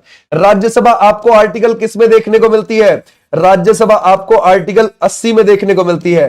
कार्यकाल जो होता है इसके सदस्य का वो 6 साल का होता है। इसमें 1/3 सदस्य हर 2 साल के बाद रिटायर होते रहते हैं। 30 साल कम से कम उम्र चाहिए इसका सदस्य बनने के लिए। इसको भंग नहीं किया जा सकता। हाँ, आप इसे स्थगित कर सकते हो। ओके भाई, आप इसे स्थगित कर सकते हो या फिर इसका सेशन एंड कर सकते हो, सत्रावसान कर सकते हो। ठीक है भाई, आ जाओ भाई नेक्स्ट पर। बोलता है भारत के संविधान के अनुच्छेद 80 के अनुसार राज्यसभा के सदस्यों की अधिकतम संख्या कितनी हो सकती है? 235, 250, 240, 245, है ना? 250 हो सकती है। ओके, ध्यान रखो। लेकिन अभी कितने आ रहे हैं? अभी 245 ही आ रहे हैं। तो हमारा राइट आंसर कितना हो जाएगा इसमें से? 250 वाले बच्चे बिल्कुल ठीक है। बोलता है भारत की राज्यसभा में कुल कितने सदस्य आपको देखने को मिलते हैं? है ना, कुल कुल पूछा है आपसे, है ना, कि एंड ऑफ द एंड कितने हो सकते हैं, यानी कि ये बात पूछी है। तो 250 इज द राइट आंसर, कुल। ठीक है भाई, आ जाओ नेक्स्ट पर। बोलता है भारतीय संविधान में अनुच्छेद 80 के अनुसार राज्यसभा में सदस्यों की संख्या 250 हो सकती है। इन 250 सदस्यों में से अधिकतम कितने राज्य और केंद्र शासित प्रदेश का प्रतिनिधित्व करते हैं? देखो, 250 हो सकती है, राइट बात है भाई, क्लियर हो जाएगा। 250 हो सकती है, इसने ऐसा बोला है। अब जो कितने राज्य और केंद्र शासित प्रदेश से कितने आएंगे ये बताओ। 250 में से 12 राष्ट्रपति मनोनीत कर सकता है, तो बचे कितने? 238 बचे। ठीक है भाई, तो हमारा राइट आंसर कितना हो जाएगा? 238 इज द राइट आंसर। शाबाश, बहुत अच्छे। लेकिन अभी 250 थोड़ी ना आ रहे हैं, अभी तो 245 आ रहे हैं। ओके, और 245 में से 12 राष्ट्रपति मनोनीत कर रहा है। तो राज्य और केंद्र शासित प्रदेशों से कितने आ रहे हैं? 233 आ रहे हैं, है ना। 233 कैसे? 229 तो आ रहे हैं राज्यों से, और अगर आप देखोगे 4 कहां से आ रहे हैं? केंद्र शासित प्रदेश से। ऐसे आपने ध्यान रखना है, बिल्कुल अलग अलग। ठीक है भाई, आ जाओ नेक्स्ट पर। बोलता है राज्यसभा के 245 सदस्यों में कुल कितने निर्वाचित सदस्य होते हैं? जरा बताओ, क्या लगाओगे? है ना, अभी आपसे पूछा गया है सेम। 245 में से कुल कितने जो चुनकर आ रहे हैं? क्या 220, 233, 230 या फिर 215? कितने आ रहे हैं? ओके, 233 ही तो आ रहे हैं, तो हमारा राइट आंसर ये अभी तो देखा हमने। बोलता है भारत के राष्ट्रपति द्वारा राज्यसभा के कितने सदस्य मनोनीत किए जाते हैं? कितने किए जाते हैं? 12 किए जाते हैं। 12 is the right answer. Okay, clear हो जाएगा। आ जाओ नेक्स्ट पर। सबसे ज्यादा 31वीं बार माउंट एवरेस्ट पर चढ़ने का रिकॉर्ड बनाने वाले एवरेस्ट मैन का नाम बताइए जरा। कौन बन गए? नेपाल के हैं वो। ओके, वो हो जाएंगे नेपाल के कामीरीता शेरपा, है ना भाई। कामीरीता शेरपा हो जाएंगे, उन्होंने अपना ही रिकॉर्ड तोड़ दिया, वो नेपाल के आ जाएंगे। देखो, शेरपा लगा हुआ है इनके नाम के पीछे। शेरपा का मतलब है गाइडर, यानी कि ये खुद नहीं जाते। मींस ऐसा नहीं है कि भाई चलो मुझे चढ़ाई करके आनी है, ना ना। शेरपा का मतलब है गाइडर। किसी एक टूरिस्ट को पकड़ते हैं, उसको बोलते हैं भाई तू मुझे पैसे दे और मैं तुझे बढ़िया बढ़िया जगह से सेफली लेकर जाऊंगा और सेफली लाऊंगा। ठीक है, तो ये लेकर जाते हैं अपने साथ और लेकर आते हैं। तो ये ऐसे करके अब तक 31 बार जा चुके हैं। ये शेरपा है, ठीक है भाई, गाइडर है। ग्लोबल फॉरेस्ट वॉच के अनुसार भारत में वन क्षेत्र के नुकसान की सबसे बड़ी वजह क्या है? भारत में जो वन क्षेत्र का नुकसान हो रहा है वो किस वजह से ज्यादा हो रहा है? कृषि क्षेत्र का विस्तार हो रहा है, या फिर जंगल में आग की घटना, या फिर आप लगाओगे लकड़ी के लिए वनों की कटाई, या फिर शहरीकरण बढ़ रहा है? क्या एक मेन चीज सबसे ज्यादा दिखाई दे रही है? वो है जंगल में आग की घटना भारत में। इस वजह से जंगल ज्यादा कम हो रहे हैं हमारे यहां पर। ठीक है भाई, बोलता है ग्लोबल फॉरेस्ट वॉच जीएफडब्ल्यू के नए डेटा के अनुसार भारत में वर्ष 2024 में कितने हेक्टेयर प्राथमिक जंगल खो दिए हैं? जरा बताओ, क्या लगाओगे? मतलब प्राइमरी लेवल के, है ना। 1 हेक्टेयर में पता है कितना होता है? 10,000 वर्ग मीटर होते हैं। 10,000 वर्ग मीटर होते हैं। अब जरा बताओ हमारा राइट आंसर कौन सा हो जाएगा? 18,200 खो दिए। समझ गए? इतने हेक्टेयर तो हमने जंगल खो दिए 2024 में, सिर्फ ध्यान रखोगे। और ज्यादातर किस वजह से? जंगल में आग की घटना की वजह से। और ये हमने 2023 में खोए थे इतने। समझ गए भाई? आ जाओ नेक्स्ट पर। बोलता है new development bank, BRICS development bank का नया सदस्य कौन बना है? जरा बताओ कौन सा बना है इसमें से? अगर हम देखें मोरक्को, अल्जीरिया या फिर लीबिया और नाइजर, ये कौन सा बना है? जरा बताओ। शाबाश, बहुत अच्छे। एनडीबी कब बना है? 2014 में बना है न्यू डेवलपमेंट बैंक। कब बना है? 2014 में। इसको हम ब्रिक्स बैंक भी बोल देते हैं। तो इसका नया नया सदस्य कौन आया है? Algeria is the right answer. कौन आया है? Algeria is the right answer. शाबाश, बहुत अच्छे। आ जाओ नेक्स्ट पर। बोलता है अमेरिकन म्यूजिक अवार्ड एएमए जीतने वाली पहली भारतीय मूल की संगीतकार कौन बन गई है। ये जो एएमए अवार्ड है ना, ये 1974 में पहली बार मिला और 2025 में ये 51वें नंबर का मिला। अब ये किसको मिला है, अनीता राव, राजा कुमारी, सरला राव या फिर ऋतु शर्मा। तो जरा बताओ हमारा राइट आंसर कौन सा हो जाएगा। ये है राजा कुमारी इज द राइट आंसर, इनको मिला है। ओके, आ जाओ नेक्स्ट पर। कर्नाटक ने केंद्र सरकार के एनओसी के बिना रामनगर जिले का नाम बदलकर क्या कर दिया है। देखो, जब भी राज्य को अपने यहां का जिला या किसी जगह का नाम चेंज करना होता है तो उसे केंद्र सरकार से एक बार एनओसी लेनी होती है। जरूरी नहीं है कि एनओसी मिले ही मिले, फिर भी कर सकती है। अगर एनओसी नहीं मिली है ना उसको, तो भी वो राज्य सरकार चेंज कर सकती है। तो एनओसी के लिए राज्य सरकार ने बोला था, कर्नाटक की ने केंद्र को, केंद्र ने परमिशन नहीं दी, कर्नाटक ने अपनी तरफ से ही चेंज कर दिया और उसको क्या नाम रख दिया, यहां पर बेंगलुरु दक्षिण नाम रख दिया। ठीक है भाई, ध्यान रखोगे, Bengaluru Dakshin is the right answer. B वाले बच्चे बिल्कुल ठीक है। बोलता है इंडियन नेवी ने 5वीं शताब्दी के अजंता चित्रों पर आधारित, अजंता है ना, अजंता की गुफाएं महाराष्ट्र में आपको देखने को मिलती है, तो अजंता चित्रों पर आधारित जहाज का पुनर्निर्माण किया, इसका नाम बताइए, है ना भाई। प्राचीन सिले हुए जहाज का नाम बताएं जिसे मई 2025 में इंडियन नेवी में शामिल किया गया। तो जरा बताओ, आईएनएस भी अजंता है या फिर आप लगाओगे कौंडिया है, तारिणी है या फिर सरयू है, कौन सा हो जाएगा इसमें से। बी तो नहीं है भाई, गड़बड़ हो जाएगी। ठीक है, ये कौन है, INSV Kaundinya is the right answer. किसने इसको तैयार किया है, संस्कृत मंत्रालय ने। ठीक है भाई, ध्यान रखोगे, है ना, नेवी के साथ मिलकर संस्कृत मंत्रालय ने इसको तैयार किया है। ऐसे भी आप ध्यान रखोगे। अजो नेक्स्ट पर, किस गांव को भारत का पहला महावत गांव घोषित कर दिया। महावत गांव मींस हाथियों को ट्रेनिंग देने वाला। ठीक है भाई, जो हाथी को चलाता है, ट्रेनिंग देता है, उसको महावत बोला जाता है। तो ऐसा पहला गांव, महावत गांव कहां पर घोषित कर दिया, जरा बताओ क्या लगाओगे। तो ये है Thippakadu is the right answer, Tamil Nadu का। समझ गए भाई, तमिलनाडु के नीलगिरी जिले में है ये, है ना भाई। इसको महावत गांव घोषित कर दिया। यहां पर उन लोगों के लिए 44 घर बना दिए हैं, यही एक साइड में वो उनको ट्रेनिंग देते रहेंगे। ठीक है भाई, आ जाओ नेक्स्ट पर। बोलता है शोधकर्ताओं ने किस राज्य में अनोखी गुफा मछली प्रजाति की खोज करी है। जरा बताओ किस राज्य में करी है। ये हम देखते हैं मेघालय या फिर आप लगाओगे मणिपुर या फिर आप लगाओगे उड़ीसा या फिर त्रिपुरा। देखो, पानी के नीचे भी गुफाएं होती हैं और उन गुफाओं में मेघालय के अंदर ये आपको मछली देखने को मिल जाती है। क्लियर हो जाएगा, शाबाश मेघालय वाले बच्चे, बिल्कुल ठीक है। आ जाओ नेक्स्ट पर। बोलता है भारत और किस देश के बीच संयुक्त सैन्य अभ्यास नेमीडेक एलिफेंट, ये मई जून 2025 में हुआ है। नेमीडेक एलिफेंट, जरा बताओ ये किस किस के बीच हुआ है।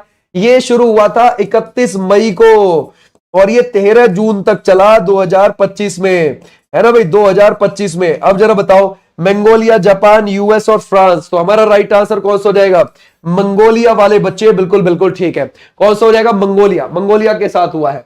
बोलता है 7 समिट्स चैलेंज पूरा करने वाले सबसे युवा भारतीय पर्वतारोही कौन बन गए। सभी 7 महाद्वीपों पर चढ़ने वाले सबसे कम उम्र का भारतीय पर्वतारोही कौन बन गया है।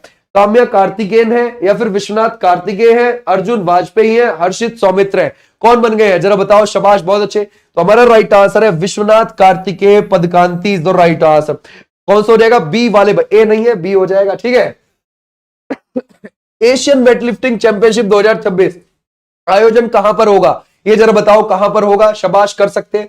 1 से लेकर 10 अप्रैल के बीच में होगा, 1 से लेकर 10 अप्रैल के बीच में होगा।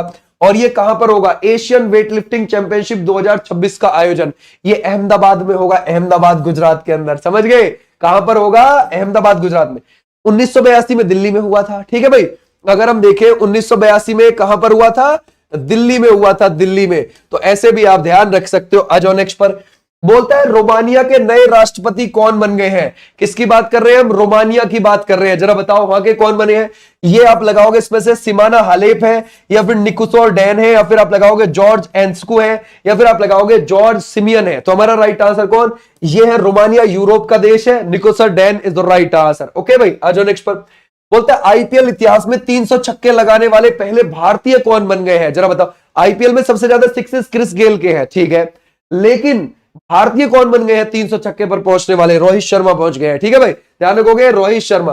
बोलता है अंडमान और निकोबार थिएटर कमांड के नए कमांडर इन चीफ जून 2025 में कौन बन गए हैं। जरा बताओ। शाबाश। देखो, हमारे यहां पर 7 तो आपको आर्मी की कमांड मिल जाएंगी, 7 ही आपको देखने को मिल जाएंगी एयरफोर्स की कमांड। ठीक है भाई, और आपको 3 देखने को मिल जाएंगी नेवी की कमांड। जो ये थिएटर कमांड होती है ये तीनों की मिक्स होती है, आर्मी नेवी एयरफोर्स की, तो वो आपको अंडमान निकोबार में देखने को मिल जाएगी थिएटर कमांड, जो तीनों की मिक्स है।